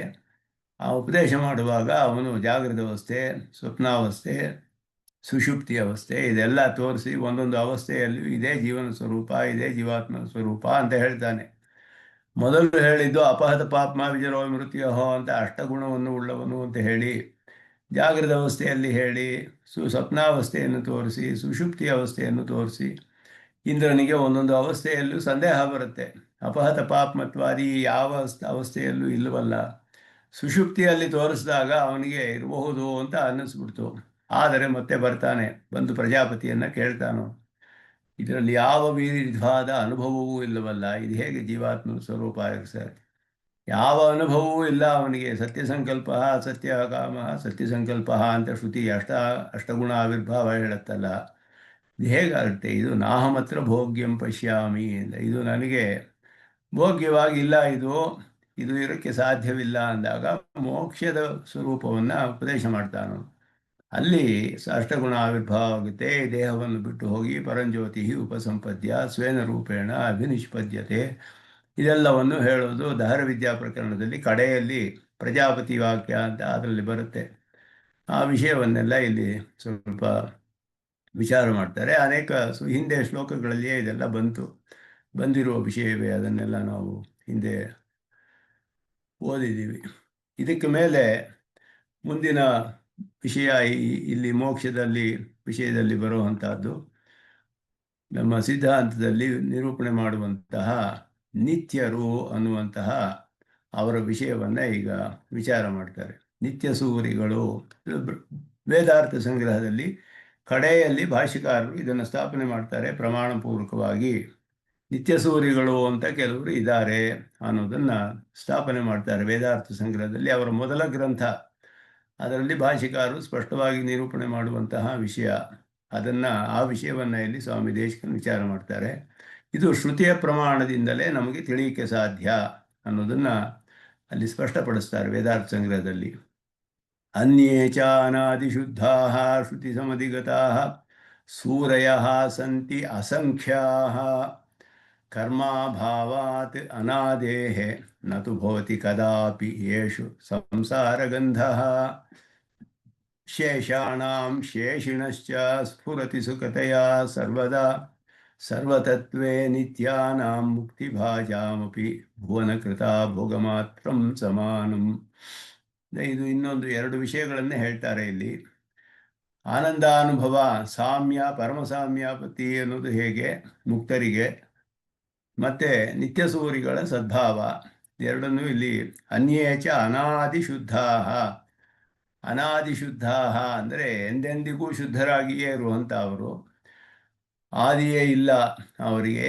ನಿತ್ಯರಾಗಿ ಎಂದೆಂದಿಗೂ ಶುದ್ಧಿ ಅನ್ನೋದಕ್ಕೆ ಆದಿ ಇಲ್ಲ ಅವರಿಗೆ. ಅನಾದಿಶುದ್ಧಾಃ ಅಂದರೆ ಈ ಜೀವಾತ್ಮರುಗಳೆಲ್ಲ ಸ್ವರೂಪದಲ್ಲಿ ನಿತ್ಯರೇ, ಯಾರಿಗೂ ಆದಿ ಅನ್ನೋದು ಇಲ್ಲ. ಆದ್ದರಿಂದ ಆದ್ಯಂತರಹಿತರಾದವರೇ ಬದ್ಧರು, ಮುಕ್ತರು, ನಿತ್ಯರು ಎಲ್ಲರೂ ಕೂಡ ಆದಿ ಇಲ್ಲದವರು, ನಿತ್ಯರಾದವರು ಎಲ್ಲರೂ ನಿತ್ಯ ಸ್ವರೂಪ. ಆದರೆ ಅವರ ಶುದ್ಧಿಯೂ ಕೂಡ ಅನಾದಿ. ನಿತ್ಯರಲ್ಲಿ ಅವರ ಶುದ್ಧಿಯೂ ಅನಾದಿಯಾಗಿರುತ್ತೆ. ಮುಕ್ತರಿಗೆ ಒಂದು ಕಾಲದಲ್ಲಿ ಅಶುದ್ಧಿಯ ಸಂಪರ್ಕ ಇದ್ದು ಆಮೇಲೆ ಶುದ್ಧರಾಗ್ತಾರೆ. ಬದ್ಧರು ಅಶುದ್ಧಿಯ ಸಂಸರ್ಗದೊಳಗೆ ಇರ್ತಾರೆ ಸಂಸಾರದಲ್ಲಿ. ಈ ರೀತಿ ಮೂರು ವಿಧವಾದ ಜೀವರುಗಳನ್ನು ನಿರೂಪಣೆ ಮಾಡಿದೆ. ಶ್ರುತಿಗಳಲ್ಲಿ ಪ್ರಮಾಣವಿದೆ ಎಲ್ಲದಕ್ಕೂ ಕೂಡ. ಅದರಲ್ಲಿ ಅನಾದಿ ಶುದ್ಧರಾದವರು ಅಂದರೆ ಎಂದೆಂದಿಗೂ ಶುದ್ಧರಾಗಿಯೇ ಇರುವವರು, ಕರ್ಮದ ಸಂಬಂಧವೇ ಇಲ್ಲದೆ ಇರುವಂತಹವರು. ಎಲ್ಲಿಂದ ತಿಳಿತಾರೆ ಈ ರೀತಿ ಇರೋದು ಅಂದರೆ ಶ್ರುತಿ ಸಮಧಿಗತಾಃ. ಶ್ರುತಿಯಿಂದಲೇ ತಿಳಿಯಕ್ಕೆ ಸಾಧ್ಯ. ಇದನ್ನು ಊಹೆ ಮಾಡಿ ತಿಳಿಯಕ್ಕಾಗೋಲ್ಲ, ಪ್ರತ್ಯಕ್ಷವಾಗಿ ತಿಳಿಯಕ್ಕಾಗೋದಿಲ್ಲ. ಶ್ರುತಿಯೇ ಇದಕ್ಕೆ ಪ್ರಮಾಣವಾಗುತ್ತೆ. ಪರಮಾತ್ಮನ ಸ್ವರೂಪ ಹೇಗೆ ಶ್ರುತಿಯಿಂದಲೇ ತಿಳಿಬೇಕೋ, ನಿತ್ಯರ ಸದ್ಭಾವವನ್ನು ಶ್ರುತಿಯಿಂದಲೇ, ಇದೆಲ್ಲವೂ ಕೂಡ ಅನೇಕ ವಿಷಯಗಳು ಶ್ರುತಿಯೇ ಪ್ರಮಾಣ. ಆದ್ದರಿಂದ ಶ್ರುತ್ಯೈಕ ಸಮಧಿಗಮ್ಯತ್ವ ಅನ್ನೋದು ಶಾಸ್ತ್ರಯೋನಿತ್ವಾತ್ ಪರಮಾತ್ಮನನ್ನು ತಿಳಿಯೋದಕ್ಕೆ ಶ್ರುತಿಯೇ ಪ್ರಮಾಣ. ಹಾಗೆಯೇ ನಿತ್ಯಸೂರಿಗಳ ಸದ್ಭಾವಕ್ಕೂ ಶ್ರುತಿಯೇ ಪ್ರಮಾಣ. ಶ್ರುತಿ ಸಮಧಿಗತಾ ಸೂರಯ, ಅವರಿಗೆ ಸೂರಿಗಳು ಅಂತ ಶ್ರುತಿಯೇ ಹೇಳುತ್ತೆ. ಸದಾ ಪಶ್ಯಂತಿ ಸೂರಯ ಮೊದಲಾದ ಪ್ರಮಾಣಗಳು. ಸಂತಿ ಅಸಂಖ್ಯ, ಎಷ್ಟು ಜನ ಇದ್ದಾರೆ ಅಂದರೆ ಅಸಂಖ್ಯರಾದ ನಿತ್ಯ ಸೂರಿಗಳಿದ್ದಾರೆ ಅಲ್ಲಿ. ಅವರಿಗೆ ಕರ್ಮ ಅಭಾವಾತ್, ಕರ್ಮವೇ ಇಲ್ಲದೆ ಇರೋದ್ರಿಂದ, ಕರ್ಮವೇ ಇಲ್ಲ ಅಂತ ಹೇಳಿದ್ರೆ ಏನರ್ಥ ಅಂತ ಹೇಳಿದ್ರೆ, ಈ ಪುಣ್ಯ ಪಾಪ ರೂಪವಾದ ಕರ್ಮಗಳಿಲ್ಲ, ಫಲವನ್ನು ಕೊಡುವ ಕರ್ಮಗಳಿಲ್ಲ ಅಂತ ಅರ್ಥ. ಅಲ್ಲಿ ನಿತ್ಯ ಕೈಂಕರ್ಯ ಮಾಡ್ತಾ ಇರ್ತಾರೆ ಯಾವಾಗಲೂ ಅವರು, ಅದು ಒಂದು ರೀತಿ ಕರ್ಮವೇ ಅಂತ ಹೇಳಿದ್ರೆ, ಇಲ್ಲಿ ಸಂಸಾರಕ್ಕೆ ಕಾರಣವಾಗುವಂತಹ ಕರ್ಮದ ಅಭಾವ ಅವರಿಗೆ. ಸುಖ ದುಃಖಗಳನ್ನು ಉಂಟು ಮಾಡುವಂತಹ ಪುಣ್ಯ ಪಾಪ ರೂಪವಾದ ಫಲವನ್ನು ಹೊಂದುವಂತಹ ಅಂತಹ ಕರ್ಮಗಳು ಅವರಿಗೆ ಇರೋದಿಲ್ಲ. ಕರ್ಮ ಅಭಾವಾತ್ ಅನಾದೇಹೇ ನತು ಭವತಿ ಕದಾಪಿ ಯೇಷು ಸಂಸಾರ ಗಂಧ, ಅವರಲ್ಲಿ ಸಂಸಾರದ ಗಂಧವೇ ಎಂದಿಗೂ ಇರೋದಿಲ್ಲ ಅವರಿಗೆ. ಕರ್ಮಾಭಾವಾತ್ ಕರ್ಮವು ಕೂಡ ಅಭಾವವು ಅನಾದಿಯಾಗಿ ಕರ್ಮಾಭಾವ ಅವರಿಗೆ. ಶೇಷಾಣಾಂ ಶೇಷಿಣಶ್ಚ ಸ್ಫುರತಿ ಸುಖತೆಯ ಸರ್ವದಾ ಸರ್ವತತ್ವೇ, ಶೇಷಿಗಳಿಗೂ ಶೇಷರಿಗೂ ಎಲ್ಲರಿಗೂ ಕೂಡ ಅಲ್ಲಿ ಎಲ್ಲ ತತ್ವಗಳು ಎಲ್ಲ ಕಾಲದಲ್ಲಿಯೂ ಸುಖವಾಗಿಯೇ ಅವರಿಗೆ ಅನುಭವವಾಗುತ್ತೆ. ಸ್ಫುರತಿ ಅನುಭವವಾಗುತ್ತೆ. ನಿತ್ಯರಿಗೂ ಮುಕ್ತರಿಗೂ ಹಾಗೆಯೇ ಇಬ್ಬರಿಗೂ ಕೂಡ ಅಲ್ಲಿ ಏಕರೂಪವಾದ ಅನುಭವ. ಆದರೆ ಅನುಭವದಲ್ಲಿ ಏನೇನೆಲ್ಲ ಇದೆ ಅಂತ ಹೇಳಿದ್ರೆ, ನಿತ್ಯಾನಾಂ ಮುಕ್ತಿಭಾಜಾಮಪಿ, ಮುಕ್ತಿಯನ್ನು ಪಡೆದವರು ಕೂಡ ಭುವನಕೃತ, ಭುವನಕೃತ್ ಅಂದರೆ ಪರಮಾತ್ಮ, ಜಗತ್ತೆಲ್ಲ ಸೃಷ್ಟಿ ಮಾಡಿದವನು. ಭುವನಕೃತ, ಜಗತ್ ಸೃಷ್ಟಿ ಮಾಡಿದ ಪರವಂತನೊಡನೆ ಭೋಗ ಮಾತ್ರಂ ಸಮಾನಂ, ಸಮಾನ ಯಾವುದರಲ್ಲಿ ಅಂತ ಹೇಳಿದ್ರೆ ಭೋಗದಲ್ಲಿ ಮಾತ್ರ, ಆನಂದಾನುಭವದಲ್ಲಿ ಸಾಮ್ಯ ಅಂತ ಹೇಳಿ. ಈ ಶ್ಲೋಕಕ್ಕೆ ಸರ್ವಾರ್ಥ ಸಿದ್ಧಿಯಲ್ಲಿ ಸ್ವಾಮಿ ದೇಶಿಕನ್ನು ಅದಕ್ಕೆ ಸಾಮಾನ್ಯವಾದ ಲೌಕಿಕ ಉದಾಹರಣೆಯನ್ನು ಕೊಡ್ತಾರೆ. ಒಂದು ತುಲಾಧಾರದಲ್ಲಿ, ಒಂದು ತಕ್ಕಡಿಯಲ್ಲಿ ಒಂದು ಕಡೆ ಕಲ್ಲು ಒಂದು ಕಡೆ ಚಿನ್ನ ಹಾಕಿ ತೂಕ ಮಾಡಿ, ಒಂದೇ ತೂಕ ಇದೆ, ಎರಡು ಕಾಮನ್ ವೆಯ್ಟ್ ಸೇಮ್ ವೆಯ್ಟ್ ಎರಡಕ್ಕೂ, ಇದು 10 ಗ್ರಾಮು ಅದು 10 ಗ್ರಾಮು ಅಂತ ಹೇಳಿದ್ರೆ ಸಮಾನ ಸಾಮ್ಯ ಯಾವುದರಲ್ಲಿ ಅಂದರೆ ತೂಕದಲ್ಲಿ ಮಾತ್ರವೇ ಸಾಮ್ಯ. ಆದರೆ ಅದರ ಗುಣಗಳೇ ಬೇರೆ, ಇದರ ಗುಣಗಳೇ ಬೇರೆ, ಅದರಲ್ಲಿ ಬೇಕಾದಷ್ಟು ವ್ಯತ್ಯಾಸಗಳಿದೆ. ಎರಡು ಸಮವಾಗಿದೆ ಅಂತ ಹೇಳ್ತೀವಿ. ಎರಡು ಸಮವಾಗಿದೆ ಅಂತ ತಕ್ಕಡಿಯಲ್ಲಿ ಹಾಕಿ ಹೇಳಿದಾಗ ಯಾವುದೋ ಒಂದು ಆಕಾರದಲ್ಲಿ ಸಾಮ್ಯ. ಎಲ್ಲ ಆಕಾರದಲ್ಲಿಯೂ ಎರಡು ಪದಾರ್ಥಗಳಿಗೆ ಎಲ್ಲ ಆಕಾರದಲ್ಲಿಯೂ ಸಾಮ್ಯ ಎಂದು ಯಾವುದು ಇರಕ್ಕೆ ಸಾಧ್ಯವಿಲ್ಲ. ಯಾವುದಾದ್ರೂ ಕೆಲವು ಆಕಾರಗಳಲ್ಲಿ ಸಾಮ್ಯವಿರುತ್ತೆ. ಆದ್ದರಿಂದ ಪರಮಂ ಸಾಮ್ಯಂ ಅಂತ ಹೇಳಿರೋದು ಕೂಡ ಆನಂದ ಅನುಭವದಲ್ಲಿ ಸಾಮ್ಯ ಅನ್ನೋದು ಅದು ಸ್ಪಷ್ಟವಾಗಿ ಶ್ರುತಿಯಿಂದ ನಮಗೆ ತಿಳಿದು ಬರುತ್ತೆ. ಆದ್ದರಿಂದ ನಿತ್ಯರಿಗೂ ಅಷ್ಟೇ ಮುಕ್ತರಿಗೂ ಅಷ್ಟೇ ಭಗವಂತನೊಡನೆ ಭೋಗ ಮಾತ್ರದಲ್ಲಿ, ಭೋಗ ಮಾತ್ರ ಸಾಮ್ಯ ಲಿಂಗಾಚ್ಯ ಸೂತ್ರದಲ್ಲಿಯೇ ಸ್ಪಷ್ಟವಾಗಿ ಬಾದರಾಯಣರು ಸ್ಥಾಪನೆ ಮಾಡಿದ್ದಾರೆ. ಆದ್ದರಿಂದ ಅದನ್ನು ಇಲ್ಲಿ ಹೇಳ್ತಾರೆ. ಅನ್ಯೇ ಅನಾದಿಶುದ್ಧಾ ಅಸಂಖ್ಯಾ ಶ್ರುತಿ ಸಮಧಿಗತಾ ಶೂರಯಶ್ಚ ಸಂತಿ, ಅನೇಕರು ಇದ್ದಾರೆ. ಸದಾ ಪಶ್ಯಂತಿ ಸೂರ್ಯ ಮುಂತಾದ ಪ್ರಮಾಣಗಳು ಬೇಕಾದಷ್ಟಿದೆ ಶ್ರುತಿಯಲ್ಲಿ.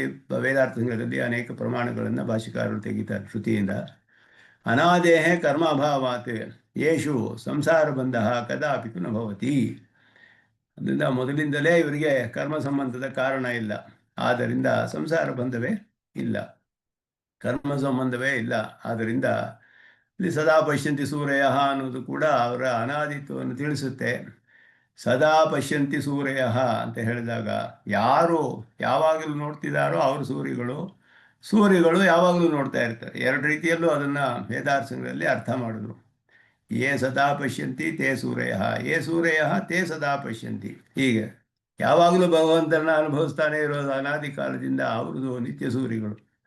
ಯಾರು ಈ ರೀತಿ ಯಾರು ನಿತ್ಯ ಸೂರ್ಯಗಳೋ ಅವರು ಯಾವಾಗಲೂ ಭಗವಂತನ ಅನುಭವಿಸ್ತಾ ಇದ್ದಾರೆ. ಈ ಎರಡು ರೀತಿಯಲ್ಲಿಯೂ ಅರ್ಥ ಮಾಡಿ ವೇದಾರ್ಥ ಸಂಗ್ರಹದಲ್ಲಿ ಸೂರ್ಯಗಳು ನಿತ್ಯ ಸೂರ್ಯಗಳು ಅನ್ನುವ ಸದ್ಭಾವವನ್ನು ಸ್ಥಾಪನೆ ಮಾಡ್ತಾರೆ. ಅದನ್ನು ಮತ್ತೆ ಶೇಷಾಣಾಂ ಶೇಷಿಣಶ್ಚ ಸರ್ವತತ್ವೇ ಸರ್ವದಾ ಸುಖತೆಯ ಸ್ಫುರತಿ, ಎಲ್ಲವೂ ಕೂಡ ಸಮಾನವಾಗಿ ಇವರಿಗೆ ಎಲ್ಲವೂ ಪ್ರತ್ಯಕ್ಷವಾಗ್ತಾ ಇರುತ್ತೆ. ತಿಳಿದಿದ್ರೂ ಕೂಡ ಅನುಭವದಲ್ಲಿ ಮಾತ್ರವೇ ಸಾಮ್ಯ. ಇವನಿಗೂ ಸತ್ಯ ಸಂಕಲ್ಪತ್ವ, ಸತ್ಯಕಾಮ, ಸತ್ಯ ಸಂಕಲ್ಪ ಎಲ್ಲ ಹೇಳಿದ್ರೆ ಯಾವ ದೋಷವೂ ಇಲ್ಲ. ಇದೆಲ್ಲ ಹೇಳಿದ್ರೆ ಎಲ್ಲವೂ ಕೂಡ ಎಲ್ಲ ಅವರಿಗೆ ತಿಳಿಬೇಕು. ಎಲ್ಲ ತತ್ವಗಳು ಯಾವಾಗಲೂ ಸುಖವಾಗಿಯೇ ಅವರಿಗೆ ಅನುಭವ ಆಗ್ತಿದ್ರೆ, ಮತ್ತೆ ಸಾಮ್ಯ ಅನ್ನೋದು ಪರಮಾತ್ಮನೊಡನೆ ಎಲ್ಲ ವಿಧದಲ್ಲಿಯೂ ಸಾಮ್ಯವಿದೆಯೇ ಅಂತ ಹೇಳಿದ್ರೆ ಅವರಿಗೆ ಭೋಗ ಮಾತ್ರಂ ಸಮಾನಂ. ಆದ್ದರಿಂದ ಎಲ್ಲರಿಗೂ ಸರ್ವವಸ್ತು ಅನುಕೂಲವಾಗಿಯೇ ತೋರೋದ್ರಿಂದ ಆನಂದ ಮಾತ್ರ ಆನಂದದಲ್ಲಿ ಸಮಾನವಾಗಿರ್ತಾರೆ. ಅದರಲ್ಲಿ ಎರಡು ವಿಷಯ ಬರುತ್ತೆ ಶ್ರುತಿಯಲ್ಲಿ ಹೇಳುವಾಗ. ಶ್ರುತಿ ಎರಡು ರೀತಿಯಲ್ಲಿ ಹೇಳುತ್ತೆ. ಅದರಲ್ಲಿ ಬ್ರಹ್ಮನೊಡನೆ ಸಾಷ್ಟಿತಾಗಂ ಸಮಾನ ಸಮಾನ ಲೋಕತಾಂ ಯಾಂತಿ ಅಂತ ಹೇಳುವ ಸಾಷ್ಟಿತ ಅಂತ ಒಂದು ಶಬ್ದ ಹೇಳುತ್ತೆ. ಸಾಷ್ಟಿತ ಅಂತ ಹೇಳಿಬಿಟ್ಟು ಸಾಷ್ಟಿತ ಅಂತ ಹೇಳಿದ್ರೆ ಪದಾರ್ಥವೂ ಅನುಭವಿಸುವ ಪದಾರ್ಥವೂ ಒಂದೇ. ಆದ್ದರಿಂದ ಅನುಭವ ಪದಾರ್ಥವೂ ಒಂದೇ, ಅನುಭವವೂ ಒಂದೇ. ಎರಡರಲ್ಲೂ ಸಾಮ್ಯ.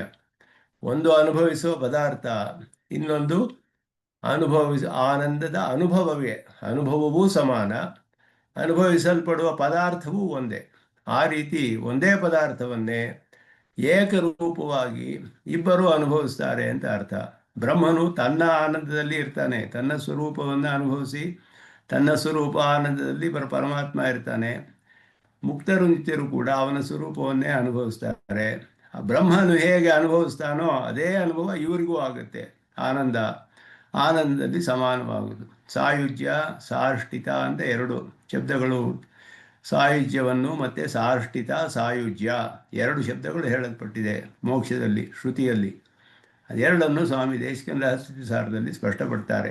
ಸಾಯುಜ್ಯಂ ಯತ್ರ ಉಭಯೋ ಭೋಗದಲ್ಲಿ ಸಾಮ್ಯ ಒಂದು, ಸಾಷ್ಟಿತ ಯತ್ರ ಭೋಗಸ್ಯ ತಾರತಮ್ಯ ವಿಹೀನತ ಅಂತ ಹೇಳಿದ್ರು. ಭೋಗದ ತಾರತಮ್ಯ ವಿಹೀನತ.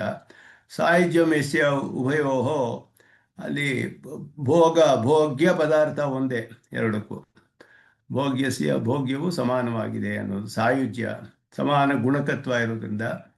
ಸಾಷ್ಟಿತ ಯತ್ರ ಭೋಗಸ್ಯ ತಾರತಮ್ಯ ವಿಹೀನತ ಅಂತ ಹೇಳಿ. ಸೊ ಅದರಿಂದ ಎರಡರಲ್ಲಿ ಭೋಗದ ತಾರತಮ್ಯ ಇಲ್ಲದೆ ಇರೋದು ಮತ್ತು ಪದಾರ್ಥವೂ ಒಂದೇ ಆಗಿರೋದು, ಎರಡು ವಿಷಯವನ್ನೇ ಹೇಳುತ್ತೆ.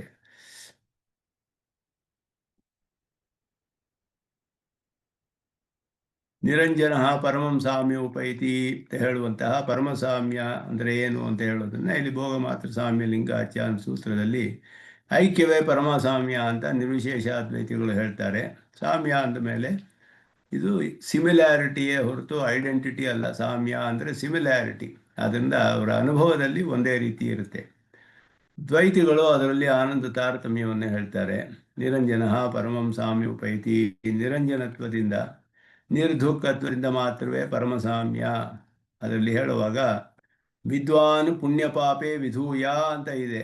ಆ ಪದವೇ ಕರ್ತೃವಾಚಕ ಅಂದ ವಿದ್ವಾನ್ ಪರಮಂ ಸಾಮ್ಯ ಉಪೈತಿ ಅನ್ನೋದೇ ಪ್ರಧಾನವಾದ ವಾಕ್ಯ. ಅದನ್ನು ಇಲ್ಲಿ ಸ್ವಲ್ಪ ವಿವರಿಸ್ತಾರೆ. ಇಲ್ಲಿ ಇವನು ಅವನು ಸಮಾನ ಅಂತ ಹೇಳುವಾಗ ಜ್ಞಾನದಿಂದಲೇ ಸಾಮ್ಯ ಅನ್ನೋದು ಅರ್ಥ, ಅನುಭವ ಸಿದ್ಧ. ಇಲ್ಲಿ ದ್ವೈತದಲ್ಲಿ ಹೇಳುವಾಗ, ದ್ವೈತ ದರ್ಶನದಲ್ಲಿ ಇಲ್ಲಿ ಯಾವ ರೀತಿಯ ಕರ್ಮಗಳನ್ನೆಲ್ಲ ಅವರು ಅನುಷ್ಠಾನ ಮಾಡಿದಾರೋ ಅದರ ಮೇಲೆ ಅವರಿಗೆ ಅಲ್ಲಿ ಆನಂದ ತಾರತಮ್ಯ ಇರುತ್ತೆ ಅಂದರು. ಜಾಸ್ತಿ ಹೆಚ್ಚು ಕರ್ಮಗಳನ್ನು ಅನುಷ್ಠಾನ ಮಾಡಿದವರಿಗೆ ಹೆಚ್ಚು ಆನಂದ ಇರುತ್ತೆ ಅಂತ ಹೇಳ್ತಾರೆ. ಇಲ್ಲಿಗೂ ಅಲ್ಲಿಗೂ ಇದರಿಂದ ಅವರಿಗೆ ಅಲ್ಲಿ ಆನಂದ ಹೆಚ್ಚು ಉಂಟಾಗುತ್ತೆ ಹೀಗೆಲ್ಲ ನಿರೂಪಣೆ ಮಾಡ್ತಾರೆ. ಅದಕ್ಕೆಲ್ಲ ಶ್ರುತಿಯಲ್ಲಿ ಸ್ಪಷ್ಟವಾಗಿ ತಿಳಿದು ಬರೋದಿಲ್ಲ ಪ್ರಮಾಣ. ಪರಮಸಾಮ್ಯ ನಿರಂಜನ ಪರಮಸಾಮ್ಯಕ್ಕೆ ಕಾರಣವನ್ನು ಹೇಳುತ್ತೆ. ಅಂಜನ ಪದವು ಅವಿದ್ಯೆ, ಅದರ ಕಾರ್ಯವಾದ ದುಃಖವನ್ನು ತಿಳಿಸುತ್ತೆ. ಲೇಪವಿರೋದಿಲ್ಲ ಅಂತ ಹೇಳಿಬಿಟ್ಟು, ಕರ್ಮದ ಲೇಪ ಇರುವುದಿಲ್ಲ. ಜ್ಞಾನ ವಿಕಾಸವುಳ್ಳವನಾಗ್ತಾನೆ. ಪೂರ್ಣ ಜ್ಞಾನ ವಿಕಾಸದಿಂದಲೇ ಸಾಮ್ಯ ಅನ್ನೋದು ಇಲ್ಲಿ ವಿವಕ್ಷಿತ ಅನ್ನೋದನ್ನು ಸ್ಪಷ್ಟಪಡಿಸಿದ್ರು ಇಲ್ಲಿ. ಅದು ಒಂದು ಮುಖ್ಯವಾದ ವಿಷಯವೇ ಇಲ್ಲಿ. ಇದೆಲ್ಲ ಕೂಡ ನಾವು ಬ್ರಹ್ಮಸೂತ್ರದಲ್ಲಿ ಅನೇಕವಾಗಿ ಓದಿದ್ದೀವಿ. ಅದರಿಂದ ಇಲ್ಲಿ ಹೆಚ್ಚೇನು ವಿವರಣೆಗಳು ಇಲ್ಲ, ಸ್ಪಷ್ಟವಾಗಿಯೇ ಇದೆ ವಿಷಯಗಳು.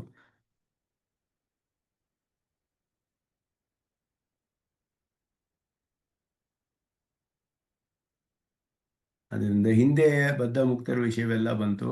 ಬದ್ಧ ಮುಕ್ತ ನಿತ್ಯ ರೂಪ ವರ್ಗತ್ರಯ ವಿಭಕ್ತೇಷು ಜೀವೇಶು ಕರ್ಮ ವಿದ್ಯಾಚಕ್ರೆ ಇತ್ಯಾದಿನ ಬದ್ಧೇರ್ಯೋಸೋ ವಿಕಾಸ ಇತ್ಯಾದಿನ ಮುಕ್ತಾಂಶ ನಿರೂಪ್ಯ ನಿತ್ಯಾನ ನಿರೂಪಯತಿ. ನಿತ್ಯರ ವಿಷಯವನ್ನ ಈಗ ಹೇಳ್ತಾರೆ. ಅನ್ಯೇ ಅಂತ ಇಲ್ಲಿ ಆರಂಭಿಸಿರೋದ್ರಿಂದ ಶ್ಲೋಕದಲ್ಲಿ ಅನ್ಯೇ ಅಂತ ಹೇಳಿದ್ರೆ ಅನ್ಯೇ ಚ ಅನಾದಿ ಶುದ್ಧ. ಇದುವರೆಗೂ ಮುಕ್ತರ ಮತ್ತು ಬದ್ಧರ ವಿಷಯವನ್ನು ಹೇಳಿ ಆಯಿತು. ಈಗ ಇನ್ನೂ ಕೆಲವರು ಇದ್ದಾರೆ. ಅವ್ರು ಯಾರು ಅಂದರೆ ಮುಕ್ತರು ಅನ್ನೋದ್ರಿಂದ ಅನ್ಯೇ ಅಂತ ಹೇಳ್ತಾರೆ. ಇವರಿಗಿಂತ ಬೇರೆಯಾದವರು. ಬದ್ಧ ಮುಕ್ತೇಭ್ಯ ವಿಲಕ್ಷಣಾ ಕೇಚಿತ್ ಅನಾದಿ ಶುದ್ಧಾ ಅಂತ ಹೇಳುದು. ಅನಾದಿ ಕಾಲದಿಂದ ಶುದ್ಧಿಯನ್ನು ಹೊಂದಿರುವವರು. ಅನಾದಿ ಕಾಲಾದೇವ ಸಂಸಾರ ಬಂಧರಹಿತಾ ಅಸಂಖ್ಯಾ ಸೂರ್ಯ ಚ ಸೂರಿಪದ ವಾಚ್ಯಾಶ್ಚ ಶ್ರುತಿಸಮಧಿಗತಾ ತದ್ವಿಷ್ಣು ಪರಮಂ ಪದಂ ಸದಾ ಪಶ್ಯಂತಿ ಸೂರ್ಯ. ಇದೆಲ್ಲ ಸ್ಪಷ್ಟವಾಗಿ ತಿಳಿಯುತ್ತೆ ಇದರಿಂದ. ಸರ್ವೇಷು ಅಪಿ ಕಾಲೇಶು ಭಗವದನುಭವ ಕಥನಾತ್ ಸಂತಿ. ಎಲ್ಲ ಕಾಲದಲ್ಲಿಯೂ ಅನುಭವಿಸ್ತಾರೆ ಅಂತ. ಯಾರು ಎಲ್ಲ ಕಾಲದಲ್ಲಿಯೂ ಅನುಭವಿಸ್ತಾರೋ ಅವರೇ ಸೂರಿಗಳು ಅಂತ ಹೇಳಲ್ಪಟ್ಟಿದೆ. ತೇ ಸೂರ್ಯ ಸದೈವ ಭಗವತ್ ಸೇವಾಯಾಂ ನಿರತತ್ವಾತ್ ಅನಂತಗರುಡ ವಿಶ್ವಕ್ಸೇನಾದಯ ಕದಾಪಿ ಸಂಸಾರ ಬಂಧರಹಿತ. ಅದರಲ್ಲಿ ಕೆಲವರು ವಿಶೇಷವಾದ ಸ್ಥಾನಗಳು ರೂಪಗಳೆಲ್ಲ ಇದೆ. ಅವ್ರ ವಿಶೇಷ ಕೈಂಕರ್ಯಗಳೆಲ್ಲ ಅವರಿಗೆ ನಿಯತವಾಗಿದೆ. ಇದನ್ನು ಕೂಡ ನಮ್ಮ ರಹಸ್ಯ ಗ್ರಂಥಗಳಲ್ಲಿ ನಮಗೆ ತಿಳಿದು ಬರುತ್ತೆ ಇದೆಲ್ಲವೂ ಕೂಡ. ಅನಾದಿ ಕಾಲಾದೇವ ಶುದ್ಧಾ ಆತ್ಮಾನಃ ತೇಪಿ ಜೀವಾಂತರ್ಭೂತಾ ಕಥಂ ಸಂಸಾರ ಬಂಧ ಕದಾಪಿ ನ ಸ್ಯಾತ್ ಅಂದರೆ ಅನಾದೇರೇವ ಕಾಲಾತ್ ಕರ್ಮ ಅಭಾವಾತ್. ಕರ್ಮವಿಲ್ಲದೆ ಇರೋದ್ರಿಂದ ಅವರಿಗೆ ಆ ರೀತಿ ಇರುತ್ತೆ ಅಂತ ಹೇಳಿ ಸಂಸಾರ ಬಂಧವೇ ಇರೋದಿಲ್ಲ, ಅದರ ಗಂಧವೇ ಇರೋದಿಲ್ಲ ಅವರಿಗೆ ಅಂತ ಹೇಳಿದ್ರು. ಜೀವತ್ವವೇ ಬಂಧಕ್ಕೆ ಕಾರಣವಲ್ಲ. ಜೀವತ್ವ ನ ಬಂಧ ಹೇತು, ಕರ್ಮವೇ ಬಂಧಕ್ಕೆ ಕಾರಣ. ತದಾ ಹಿ ಮುಕ್ತಾನಪಿ. ಇದೆ ಕರ್ಮ ಸಿದ್ಧಾಂತವೇ ಬಹಳ ಮುಖ್ಯವಾದದ್ದು. ನಮ್ಮ ಸಿದ್ಧಾಂತದಲ್ಲಿ ಕರ್ಮ ಸಿದ್ಧಾಂತವು ಬಹಳ ಪ್ರಾಮಾಣಿಕವಾಗಿ ನಿರೂಪಣೆ ಮಾಡಲ್ಪಟ್ಟಿದೆ. ಕರ್ಮ ಅಂತ ಹೇಳೋದು ಪರಮಾತ್ಮನ ಒಂದು ಅನುಗ್ರಹ ನಿಗ್ರಹ ಸಂಕಲ್ಪ ಪುಣ್ಯ ಪಾಪಗಳೆಲ್ಲ. ಆದ್ದರಿಂದ ಅದು ಒಂದು ಕ್ಷಣದಲ್ಲಿ ಹೊರಟೋಗ್ಬೋದು ಎಲ್ಲ ಸಂಕಲ್ಪದಿಂದ. ಆದ್ದರಿಂದ ಸಂಕಲ್ಪದಿಂದಲೇ ಅವನು ಅದನ್ನೆಲ್ಲ ತೆಗೆದುಕೊಂಡ್ಬಿಡ್ಬೋದು. ಆದ್ದರಿಂದ ಆ ರೀತಿಯಾಗೋದ್ರಿಂದ ಒಂದು ಕ್ಷಣ ವ್ಯಾಪಾರದಲ್ಲಿಯೇ ಮುಗಿಯುತ್ತೆ ಎಲ್ಲ. ವ್ಯಾಪಾರ ಅನ್ನೋದು ಒಂದು ವಿಶೇಷ ಅದರಲ್ಲಿ. ಪ್ರಪತ್ತಿಯಲ್ಲಿಯೂ ಹಾಗೆಯೇ ಭಕ್ತಿಯೋಗಿಗೂ ಹಾಗೆಯೇ ಆರಂಭವಾಗುವಾಗಲೇ ಅವನಿಗೆ ಸಂಚಿತ ಕರ್ಮಗಳೆಲ್ಲ ನಾಶವಾಗಿಬಿಡುತ್ತೆ. ಒಂದು ಕ್ಷಣಕ್ಕೆ ಹೇಗೆಲ್ಲ ಹೋಗಕ್ಕೆ ಸಾಧ್ಯ ಅಷ್ಟು ಅಂತ ಹೇಳಿದ್ರೆ ಇದೆಲ್ಲ ಸಂಕಲ್ಪದಿಂದಲೇ ಸಾಧ್ಯ. ಆದ್ದರಿಂದ ಹೋಗೋಕ್ಕೆ ಸಾಧ್ಯ. ಅದೆಲ್ಲವನ್ನು ಬಹಳ ಪ್ರಾಮಾಣಿಕವಾಗಿ ನಿರೂಪಣೆ ಮಾಡಿದ್ದಾರೆ ಶಾಸ್ತ್ರದಲ್ಲಿ. ಮುಕ್ತರಿಗೂ ಕೂಡ ಬಂಧಕ್ಕೆ ಕಾರಣವಿತ್ತು ಒಂದು ಕಾಲದಲ್ಲಿ, ನಿತ್ಯರಿಗೆ ಎಂದೂ ಇರಲಿಲ್ಲ ಅನ್ನೋದು ಮುಖ್ಯವಾದ ವಿಷಯ. ಇಲ್ಲಿ ಕೆಲವು ಬೇರೆ ಶಾಸ್ತ್ರವನ್ನು ಹೇಳ್ತಾರೆ. ಪಾಶುಪತರು ಏನು ಹೇಳ್ತಾರೆ, ಅನಾದಿ ಮುಕ್ತ ಶಿವ ಏಕ ಏವ ಇತರೇತು ಸದಾ ಆದಿ ಮುಕ್ತ ಅಂತ. ರುದ್ರ ಅವರು ಕೂಡ ಶಿವ ಪದವಿಯನ್ನು ಪಡೆದುಕೊಂಡ್ಬಿಡ್ತಾರೆ ಅಂತ ಹೇಳ್ತಾರೆ. ಅದೆಲ್ಲ ಅಲ್ಲಿ ಪಾಶುಪತ ಮತದಲ್ಲಿ. ಜೀವತ್ವ ನಿವೃತ್ತಿ ಪೂರ್ವಕ ಶಿವತ್ವ ಪ್ರಾಪ್ತಿಯ ತೇಷಾಂ ಕರ್ಮ ಸಂಬಂಧ ನ ಭವತಿ. ಶಿವತ್ವ ಪ್ರಾಪ್ತಿಯಾಗುತ್ತೆ ಅಂತ ಹೇಳ್ತಾರೆ ಅವರೆಲ್ಲ. ಅದೆಲ್ಲವೂ ಕೂಡ ಬ್ರಹ್ಮಸೂತ್ರದಲ್ಲಿಯೇ ಇದೆಲ್ಲ ನಿರಸನ ಮಾಡಿಬಿಟ್ರು ಬಾದರಾಯಣರೇನೆ. ಪರಮಾತ್ಮ ಒಬ್ಬನೇ ಅಂತೆಲ್ಲ ಹೇಳೋದು ಅದನ್ನೆಲ್ಲ ನಿರಾಕರಣೆ ಮಾಡ್ತಾರೆ. ಶೇಷಾಣಾಂ ಪರಮಾತ್ಮನಃ ಶೇಷಭೂತಾನಾಂ ಜೀವಾನಾಂ ಶೇಷಿಣಃ ಪರಮಾತ್ಮನಶ್ಚ ಸರ್ವತತ್ವೇ ಯಥಾವಸ್ಥಿತ ರೂಪೇ ಸರ್ವಸ್ತೂನಾಂ ಸರ್ವದಾ ಎಲ್ಲ ಕಾಲದಲ್ಲಿಯೂ ಸುಖತೆಯ ಸ್ಫುರತಿ. ಸುಖವಾಗಿಯೇ ಅವರಿಗೆ ತಿಳಿದು ಬರೋದರಿಂದ ನಿತ್ಯರಿಗೆ ಮುಕ್ತಿಭಾಯಾಮಪಿ ಮುಕ್ತರಿಗೂ ಕೂಡ ಭುವನಕೃತ ಜಗತ್ತಿನನ್ನು ಸೃಷ್ಟಿ ಮಾಡಿದ ಪರಮಾತ್ಮನೊಡನೆ ಭೋಗ ಮಾತ್ರಂ ಸಮಾನಂ. ಭೋಗ ಮಾತ್ರದಲ್ಲಿಯೇ ಭೋಗ ಮಾತ್ರ ಸಾಮ್ಯ ಲಿಂಗಾಚ ಅನ್ನೋ ಸೂತ್ರದಲ್ಲಿ ಅದನ್ನು ಜಗದ್ವ್ಯಾಪಾರ ವರ್ಜಂ ಪ್ರಕರಣದ ಅಸನ್ನಿಹಿತತ್ವಾಚ ಅನ್ನೋದು ಕೂಡ ಸ್ಪಷ್ಟವಾಗಿ ಅದರಲ್ಲೂ ಹೇಳಿದ್ರು. ಜಗದ್ವ್ಯಾಪಾರಾದಿಗಳು ಅವನಿಗೆ ಸಂಭವವಿಲ್ಲ ಮುಕ್ತನಿಗೆ ಅಂತ ಹೇಳೋದು. ನಿತ್ಯರಿಗೂ ಮುಕ್ತರಿಗೂ ಜಗದ್ವ್ಯಾಪಾರದಲ್ಲಿ ಅವ್ರು ಮಾಡೋ ಹಾಗಿಲ್ಲ ಅದೆಲ್ಲ. ಯಾಕೆ ಅಂದರೆ ಅದಕ್ಕೆ ಉಪಾದಾನ ಕಾರಣ ಆಗಬೇಕು, ಅಂತರ್ಯಾಮಿತ್ವ ಇರಬೇಕು, ಅನುಪ್ರವೇಶ ಸಾಮರ್ಥ್ಯ ಇರಬೇಕು. ಇದೆಲ್ಲವೂ ಕೂಡ ಅವರಿಗೆ ಜೀವಾತ್ಮರು ಅಣುವಾದ ಜೀವಾತ್ಮರಿಗೆ ಸಾಧ್ಯವಿಲ್ಲ. ಅಚೇತನದಲ್ಲಿ ಬೇಕಾದರೆ ಯಾವುದೆಲ್ಲಾದರೂ ಪ್ರವೇಶ ಮಾಡ್ತಾರೆ. ಚೇತನನು ಇನ್ನೊಬ್ಬ ಚೇತನಲ್ಲಿ ಪ್ರವೇಶ ಮಾಡೋ ಸಾಮರ್ಥ್ಯವಿಲ್ಲ ಜೀವಾತ್ಮರಿಗೆ. ಪರಮಾತ್ಮ ಬೇಕಾದರೆ ಎಲ್ಲರಲ್ಲಿಯೂ ಅಂತರ್ಯಾಮಿಯಾಗಿದ್ದಾನೆ. ಆದ್ದರಿಂದ ಅವನಿಗೆ ಸೃಷ್ಟಿ ಮಾಡುವ ಶಕ್ತಿ ಇದೆ ಪರಮಾತ್ಮನಿಗೆ. ಮಿಕ್ಕಿದವರಿಗೆ ಜಗದ್ವ್ಯಾಪಾರದಲ್ಲಿ ಅವರಿಗೆ ಪಾತ್ರವಿಲ್ಲ. ಅದನ್ನು ಸ್ಪಷ್ಟವಾಗಿ ತಿಳಿಸ್ತಾರೆ. ಅದನ್ನು ಮತ್ತು ಶೈವ ಮತವನ್ನು ಕೆಲವರು ಹೇಳ್ತಾರೆ, ಅದು ನಮಗೆ ಬೇಕಾಗಿಲ್ಲ.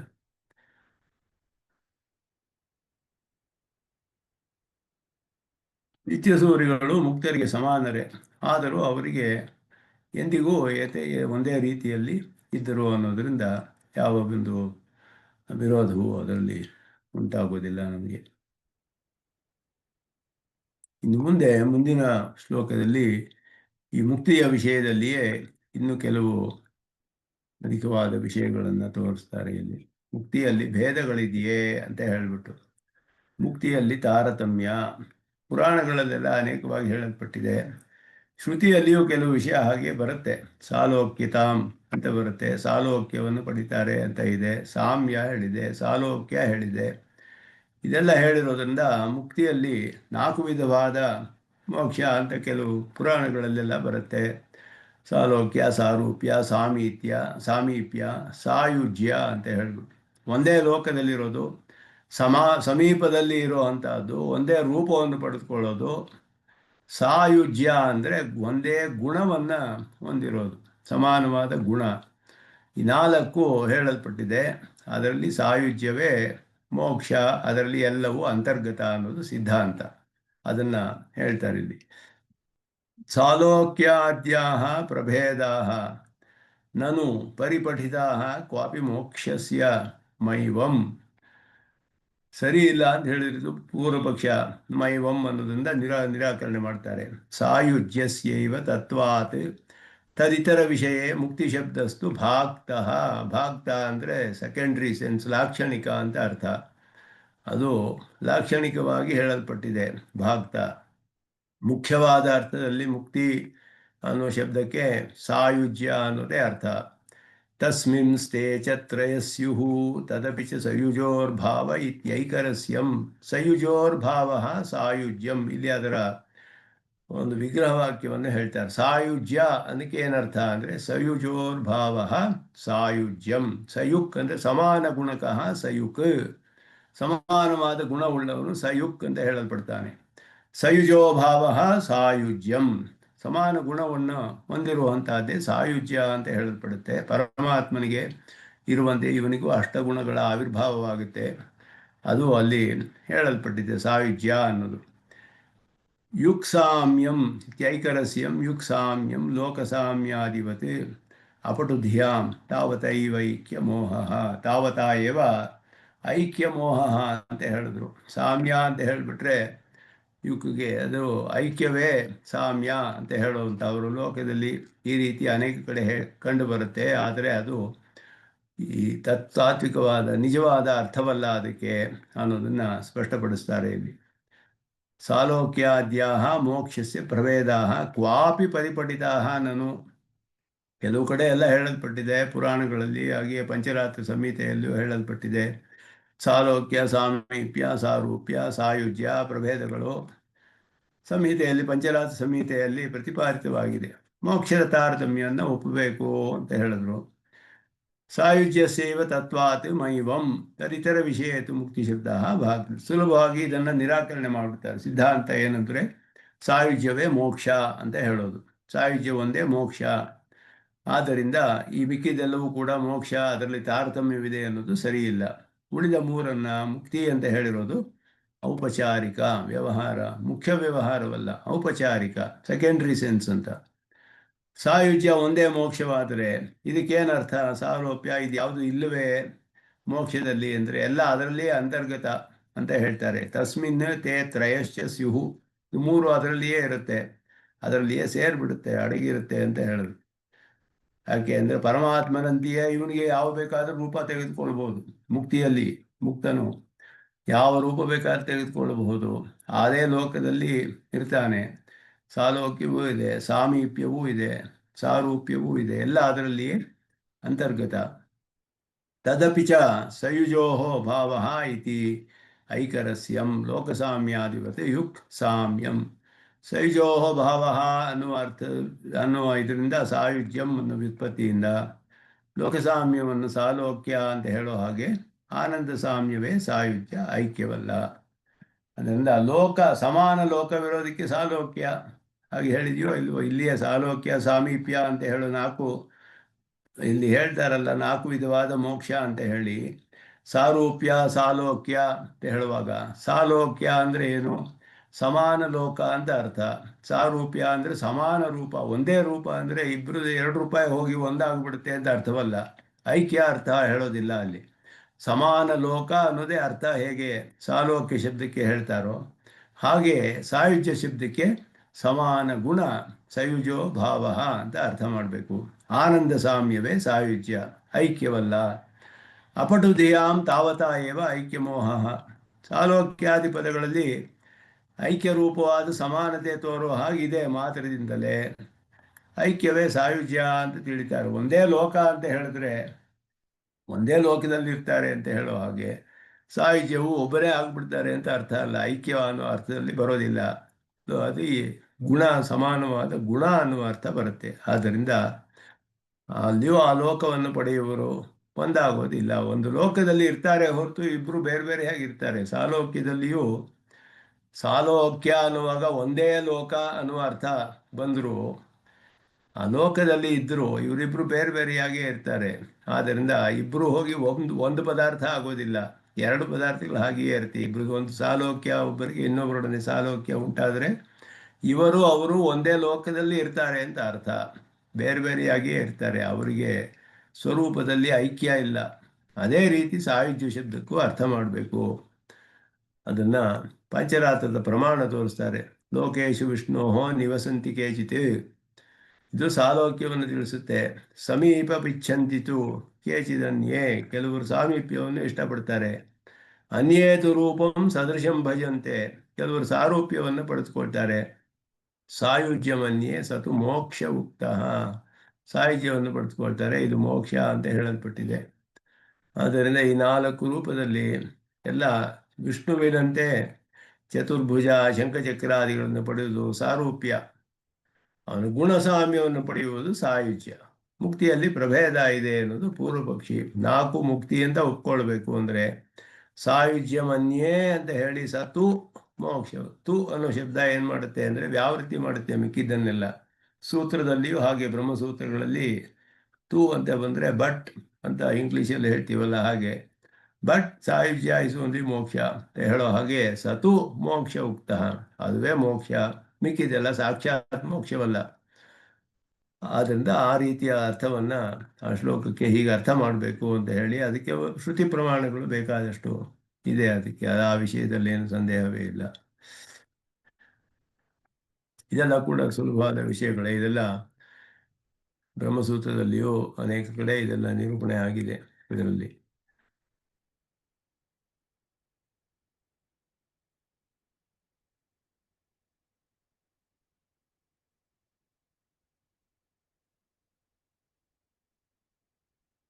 ಮುಕ್ತಿಯಲ್ಲಿ ತಾರತಮ್ಯ ಇದೆ ಅನ್ನೋದು ಕೆಲವರು ಹೇಳೋದು. ತಾರತಮ್ಯದಲ್ಲಿ ವೈವಿಧ್ಯ ಯಾಕೆ ಅಂತ ಹೇಳಿದ್ರೆ ಸ್ವರೂಪ ಆವಿರ್ಭಾವ ಸ್ಥಿತಿ ಮೋಕ್ಷತ್ವಾತ್ ಆನಂದ ತಾರತಮ್ಯಂ ಅವರ್ಜನೀಯಂ ಅನ್ನೋದು ಸ್ವರೂಪದಲ್ಲಿಯೇ ಭೇದವನ್ನು ಹೇಳ್ತಾರೆ. ಆದ್ದರಿಂದ ಇಲ್ಲಿ ದ್ವೈತದಲ್ಲಿಯೂ ಹಾಗೆ ಸ್ವರೂಪದಲ್ಲಿಯೇ ಕೆಲವರಿಗೆ ಮೋಕ್ಷ ಅರ್ಹತೆಯೇ ಇಲ್ಲ ಮೊದಲಾದದ್ದು ಹೇಳಲ್ಪಟ್ಟಿದೆ. ಹಾಗೆ ಸ್ವರೂಪದಲ್ಲಿ ಭೇದವಿಲ್ಲ. ಸ್ವರೂಪದಲ್ಲಿ ಎಲ್ಲ ಜೀವಾತ್ಮರುಗಳು ಕೂಡ ಏಕರೂಪವಾಗಿ ಜ್ಞಾನ ಸ್ವರೂಪರೇ, ಎಲ್ಲರೂ ಸಮಾನರು. ಆದ್ದರಿಂದ ಜೀವನಿಗೂ ಇನ್ನೊಬ್ಬ ಜೀವನಿಗೂ ಸಾಮ್ಯವಿದೆ ಸ್ವರೂಪದಲ್ಲಿ. ಅದರಲ್ಲಿ ಯಾವ ವಿಧವಾದ ಸ್ವರೂಪ ಭೇದವಿಲ್ಲ, ಎಲ್ಲರೂ ಏಕರೂಪವಾಗಿದ್ದಾರೆ ಅನ್ನೋದು ಸಿದ್ಧಾಂತ. ಗೀತೆಯಲ್ಲಿ ಇದು ಬಹಳ ಸ್ಪಷ್ಟವಾಗಿ ಹೇಳಲ್ಪಟ್ಟಿದೆ. ಎಲ್ಲ ಸಗುಣ ನಿರ್ಗುಣ ಭೇದದಿಂದ ಬ್ರಹ್ಮಭೇದ ಇದೆಲ್ಲ ಹೇಳ್ತಾರೆ ಎಷ್ಟೋ ವಿಷಯಗಳನ್ನು. ಅದೆಲ್ಲ ಕೂಡ ನಾವು ಒಪ್ಕೊಳ್ಳೋದಿಲ್ಲ ಅನ್ನೋದನ್ನು ಇಲ್ಲಿ ಹೇಳ್ತಾ ಇದ್ದಾರೆ. ಸಾಲೋಕ್ಯ ಮೊದಲಾದದ್ದು ಪಾಂಚರಾತ್ರ ಸಂಹಿತೆಯಲ್ಲಿ ಹೇಳಲ್ಪಟ್ಟಿರೋದು, ಪಂಚರಾತ್ರ ಪರಮಾತ್ಮನಿಂದಲೇ ಹೇಳಲ್ಪಟ್ಟಿರೋದು. ಅಲ್ಲಿಯೂ ಕೂಡ ನಾವು ಪರಸ್ಪರ ವಿರೋಧ ಇಲ್ಲದೆ ಇರುವ ಹಾಗೆ ಅರ್ಥ ಮಾಡ್ಕೊಳ್ಬೇಕು. ಕೆಲವು ಕಡೆ ಗೌಣಾರ್ಥವನ್ನೇ ಹೇಳಬೇಕು, ಕೆಲವು ಕಡೆ ಮುಖ್ಯ ಅರ್ಥವನ್ನೇ ಹೇಳಬೇಕು. ಪಂಚರಾತ್ರದಲ್ಲಿಯೇ ಕೂಡ ಸಂಕರ್ಷಣೋ ನಾಮ ಜೀವೋ ಜಾಯತೆ ಅಂತ ಹೇಳಿದೆ. ಜೀವನಿಗೆ ಸೃಷ್ಟಿ ಹೇಳಿರೋದ್ರಿಂದ ಅದು ಪ್ರಮಾಣವಲ್ಲ ಅಂತ ಅನೇಕ ಇತರ ದರ್ಶನಗಳಲ್ಲಿ ಹೇಳ್ತಾರೆ. ಬ್ರಹ್ಮಸೂತ್ರದಲ್ಲಿ ಕಡೆಯಲ್ಲಿ ನಿರೂಪಣೆ ಮಾಡುವಾಗ ಪಂಚರಾತ್ರ ಪ್ರಮಾಣವನ್ನು. ಆದರೆ ಅದು ಸಿದ್ಧಾಂತದಲ್ಲಿ ಅದು ಅಭಿಮಾನಿ ದೇವತೆಯ ವಿಷಯವನ್ನು ಹೇಳುತ್ತೆ ಮೊದಲಾದದ್ದು ಹೇಳಿ ಅದಕ್ಕೂ ಕೂಡ ವಿರೋಧವನ್ನು ಪರಿಹಾರ ಮಾಡಿದ್ದಾರೆ ಭಾಷ್ಯಕಾರರೇ ಸ್ಪಷ್ಟವಾಗಿ. ಆದ್ದರಿಂದ ಇಲ್ಲಿ ಅದಕ್ಕೆ ಪ್ರಾಮಾಣ್ಯವನ್ನು ಒಪ್ಕೊಳ್ಬೇಕು ಅಂದರೆ ಪ್ರಾಮಾಣ್ಯವಿದ್ದೇ ಇದೆ. ಆದರೆ ಪ್ರಾಮಾಣ್ಯವಿದ್ದರೂ ಶ್ರುತಿಯಲ್ಲಿಯೂ ಕೂಡ ಕೆಲವು ಕಡೆ ಔಪಚಾರಿಕವಾದ ಅರ್ಥಗಳನ್ನು ತೆಗೆದುಕೊಳ್ಬೇಕು. ನೇರವಾಗಿ ನಮಗೆ ವಿರೋಧ ಕಂಡು ಬರೋ ಹಾಗಿದ್ರೆ ಯಾಕೆ ಅಂದರೆ ಎಲ್ಲಿಯೂ ವಿರೋಧವಿಲ್ಲ ಶ್ರುತಿಯಲ್ಲಿ, ಪಾಂಚರಾತ್ರದಲ್ಲಿಯೂ ಹಾಗೆಯೇ. ಅದಕ್ಕೆ ನಾವು ಔಪಚಾರಿಕವಾದ ಅರ್ಥ ತೆಗೆದುಕೊಳ್ಬೇಕು. ಶ್ರುತಿಯಲ್ಲಿಯೇ ಈ ರೀತಿ ಬೇಕಾದಷ್ಟು ಬರುತ್ತೆ ವಿಷಯಗಳು. ಅಭಿಮಾನಿ ದೇವತೆಗಳು ಇಟ್ಟುಕೊಂಡು ಅರ್ಥ ಮಾಡೋದು ಎಷ್ಟೋ ಕಡೆ ಬರುತ್ತೆ. ಯಸ್ಯ ಇಲ್ಲಿ ವೇದಗಳ ಉತ್ಪತ್ತಿಯೇ ಹೇಳಿದೆ, ವೇದಾಹ ಶರೀರಂ ಅಂತ ಹೇಳಿದೆ. ವೇದಗಳು ಹೇಗೆ ಶರೀರ ಆಗಕ್ಕೆ ಸಾಧ್ಯ? ಪದಾರ್ಥ ಅಲ್ವಲ್ಲ ಅದು. ಹೇಳಿದ್ರೆ ವೇದಾಭಿಮಾನಿ ದೇವತೆ ಅಂತ ಅರ್ಥ ಮಾಡ್ಕೊಳ್ಬೇಕು. ಹಾಗೆಯೇ ಸರ್ಪಾಹ ಸತ್ರಮಾಸತ ಅಂತ ಬರುತ್ತೆ. ಸರ್ಪಗಳೆಲ್ಲ ಸತ್ರ ಮಾಡಿದ್ವು ಅಂತ ಹೇಳಿದ್ರೆ ಹೇಗೆ ಮಾಡೋಕ್ಕೆ ಸಾಧ್ಯ? ಅದೆಲ್ಲ ಅಭಿಮಾನಿ ದೇವತೆಗಳು ಮೊದಲಾದ ಇಟ್ಕೊಂಡು ಅರ್ಥ ಮಾಡಬೇಕು. ಎಷ್ಟೋ ಕಡೆ ಶ್ರುತಿಯಲ್ಲಿ ಈ ರೀತಿ ಅರ್ಥಗಳನ್ನು ಮಾಡಬೇಕಾಗುತ್ತೆ, ವಿರೋಧ ಇಲ್ಲದೆ ಇರೋ ಹಾಗೆ. ಅದೇ ರೀತಿಯಲ್ಲಿಯೇ ಪಾಂಚರಾತ್ರದಲ್ಲಿಯೂ ಆ ರೀತಿ ಅರ್ಥ ಮಾಡ್ಕೊಳ್ಬೇಕು. ಅದಕ್ಕೆ ಬೇರೆ ಕಡೆ ಶ್ರುತಿಯಲ್ಲಿ ಸ್ಪಷ್ಟವಾಗಿ ಪಾಂಚರಾತ್ರದಲ್ಲಿಯೂ ಕೂಡ ಪ್ರಮಾಣಗಳು ಸಿಗುತ್ತೆ, ಅದನ್ನು ಇಲ್ಲಿ ನಿರೂಪಣೆ ಮಾಡಿರೋದಕ್ಕೆ ಅನುಗುಣವಾಗಿರುವಂಥದ್ದು. ಅದರಿಂದ ಸಾಯುಜ್ಯವೇ ಮೋಕ್ಷ ಅನ್ನೋದು ಸ್ಪಷ್ಟ ಅನ್ನೋದನ್ನ ಇಲ್ಲಿ ಹೇಳ್ತಾರೆ. ಇದು ಸ್ಪಷ್ಟವಾಗಿಯೇ ಇದೆ ಇದರಲ್ಲಿ.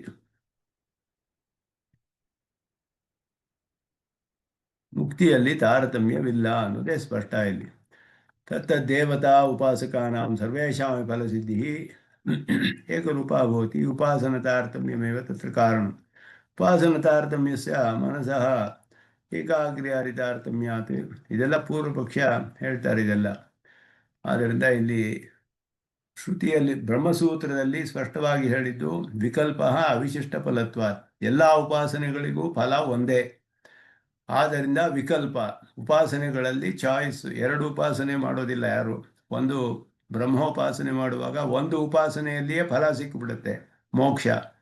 ಅದಾದರೆ ಅವನಿಗೆ ಅಪುನರಾವರ್ತಿ ಲಕ್ಷಣ ಮೋಕ್ಷ, ಪರಮಪದಕ್ಕೆ ಹೊರಟೋಗ್ತಾರೆ. ಇನ್ನೇನು ಮತ್ತೆ ಬಂದು ಇನ್ನೊಂದು ಉಪಾಸನೆ ಮಾಡುವ ಪ್ರಸಕ್ತಿಯೇ ಇರೋದಿಲ್ಲ.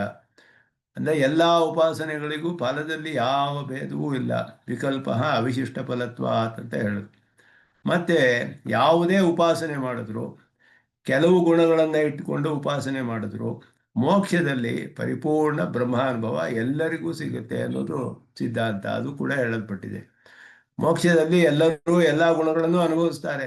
ಉಪಾಸನೆ ಮಾಡುವಾಗ ಎಲ್ಲ ಮಾಡೋಕ್ಕೆ ಸಾಧ್ಯವಿಲ್ಲ ಅಂತ ಕೆಲವು ಗುಣಗಳನ್ನು ಇಟ್ಕೊಂಡು ಅನುಸಂಧಾನ ಮಾಡ್ತಾರೆ. ಧಾರವಿದ್ಯೆಯಲ್ಲಿ ಒಂದು ಕೆಲವು ಗುಣಗಳು, ಶಾಂಡಿಲ್ಯ ವಿದ್ಯೆಯಲ್ಲಿ ಕೆಲವು ಗುಣಗಳು, ಇನ್ನೆಲ್ಲಿಯೋ ಇನ್ನೊಂದು ಕೆಲವು ಗುಣಗಳು, ಆನಂದ ವಿದ್ಯೆಯಲ್ಲಿ ಕೆಲವು ಗುಣಗಳು. ಆದರೆ ಮೋಕ್ಷದಲ್ಲಿ ಅಷ್ಟೇ ಅಂತ ಅರ್ಥವಲ್ಲ ಅನುಭವ. ಮೋಕ್ಷದಲ್ಲಿ ಪರಿಪೂರ್ಣ ಬ್ರಹ್ಮನ ಅನುಭವ ಆಗುತ್ತೆ ಅವರಿಗೆ. ಇದೆಲ್ಲವೂ ಕೂಡ ಶ್ರುತಿಯಲ್ಲಿ ಹೇಳಲ್ಪಟ್ಟಿದೆ. ಅದರಿಂದ ಮೋಕ್ಷದಲ್ಲಿ ಯಾವ ತಾರತಮ್ಯವೂ ಇಲ್ಲ ಯಾರಿಗೂ. ಇದೆಲ್ಲ ಅನೇಕ ರೀತಿಯಲ್ಲಿ ಸ್ಥಾಪನೆ ಮಾಡಲ್ಪಟ್ಟಿದೆ. ಇಲ್ಲಿ ಸುಲಭವಾಗಿ ಸ್ವಾಮಿ ದೇಶಿಕನ್ ಇಲ್ಲಿ ಈ 4 ವಿಧವಾದ ಮೋಕ್ಷ ಅಂತ ಹೇಳಿರೋ ವಿಷಯದಲ್ಲಿ ಮಾತ್ರ ತೆಗೆದುಕೊಂಡು ಸಾಯುಜ್ಯ ಅನ್ನೋದು ಸಮಾನವಾದ ಗುಣವನ್ನು ಉಳ್ಳವನು ಅನ್ನೋದರಲ್ಲಿ ಇಬ್ಬರಿಗೂ ಹೇಳಿ, ಆದ್ದರಿಂದ ಅದರಲ್ಲಿ ಯಾವ ವಿಧವಾದ ಬೇರೆ ಸಾಮ್ಯಾಪತ್ತಿ ಅಂತ ಹೇಳುವಾಗ ಆನಂದಾನುಭವದಲ್ಲಿ ಮಾತ್ರವೇ ಸಾಮ್ಯಾಪತ್ತಿ ಅನ್ನೋದನ್ನು ಸ್ಪಷ್ಟಪಡಿಸ್ತಾರೆ. ಬೇರೆ ಏನು ಅದರಲ್ಲಿ ಅಧಿಕವಾದ ವಿಷಯಗಳೇನಿಲ್ಲ ಇದರಲ್ಲಿ. ಆದ್ದರಿಂದ ಇದನ್ನು ಮುಂದಿನ ಸೂತ್ರವನ್ನು ಮುಂದೆ ಜಗದ್ವ್ಯಾಪಾರ ವರ್ಜ್ಯಂ ಅನ್ನುವ ಸೂತ್ರದ ವಿಷಯವನ್ನು ಮುಂದೆ ಹೇಳ್ತಾರೆ. ಜಗತ್ ಕಾರಣತ್ವವೂ ಇಲ್ಲ ಮುಕ್ತನಿಗೆ, ಯಾವ ಕಾರಣದಿಂದ ಮೊದಲಾದೆಲ್ಲ ವಿಚಾರ ಮಾಡ್ತಾರೆ. ಇದೆಲ್ಲ ಕೂಡ ಕೆಲವು ಮುಖ್ಯವಾದ ವಿಷಯಗಳಾದ್ದರಿಂದ ಇದನ್ನು ಸ್ವಾಮಿ ದೇಶಿಕನ್ ಇದನ್ನು ಇಲ್ಲೆಲ್ಲ ವಿಚಾರ ಮಾಡಿ ಸ್ಥಾಪನೆ ಮಾಡ್ತಾರೆ. ಅದನ್ನು ಮುಂದುವರಿಸೋಣ ಅಂತ ಹೇಳಿ ನಮಸ್ಕಾರವನ್ನು ನಿಲ್ಲಿಸ್ಕೊಳ್ತೇನೆ. ಯೋ ನಿತ್ಯಮಚ್ಯುತ ಪದಾಂ ವ್ಯೋಮೋಹತಸ್ತರಿತನಾಡಿತನಾಯ ಮೇನೆ ಸ್ಮದ್ರೋ ಭಗವತೋ ಶ್ರೀಕೃಷ್ಣೋ ರಾಮಾನುಜಸ್ಯ ಚರಣೌ ಶರಣಂ ಭಗವತಿ ಕವಿತಾರ್ಕಿಕ ಸಿಂಹಾಯ ಗುಣಶಾಲಿನೇ ಶ್ರೀಮತೆ ವೆಂಕಟೇಶಾಯ ವೇದಾಂತ ಗುರವೇ ನಮಃ. ಶ್ರೀಮತೆ ನಿಗಮಾಂತ ಮಹಾದೇಶಿಕಾಯ ನಮಃ.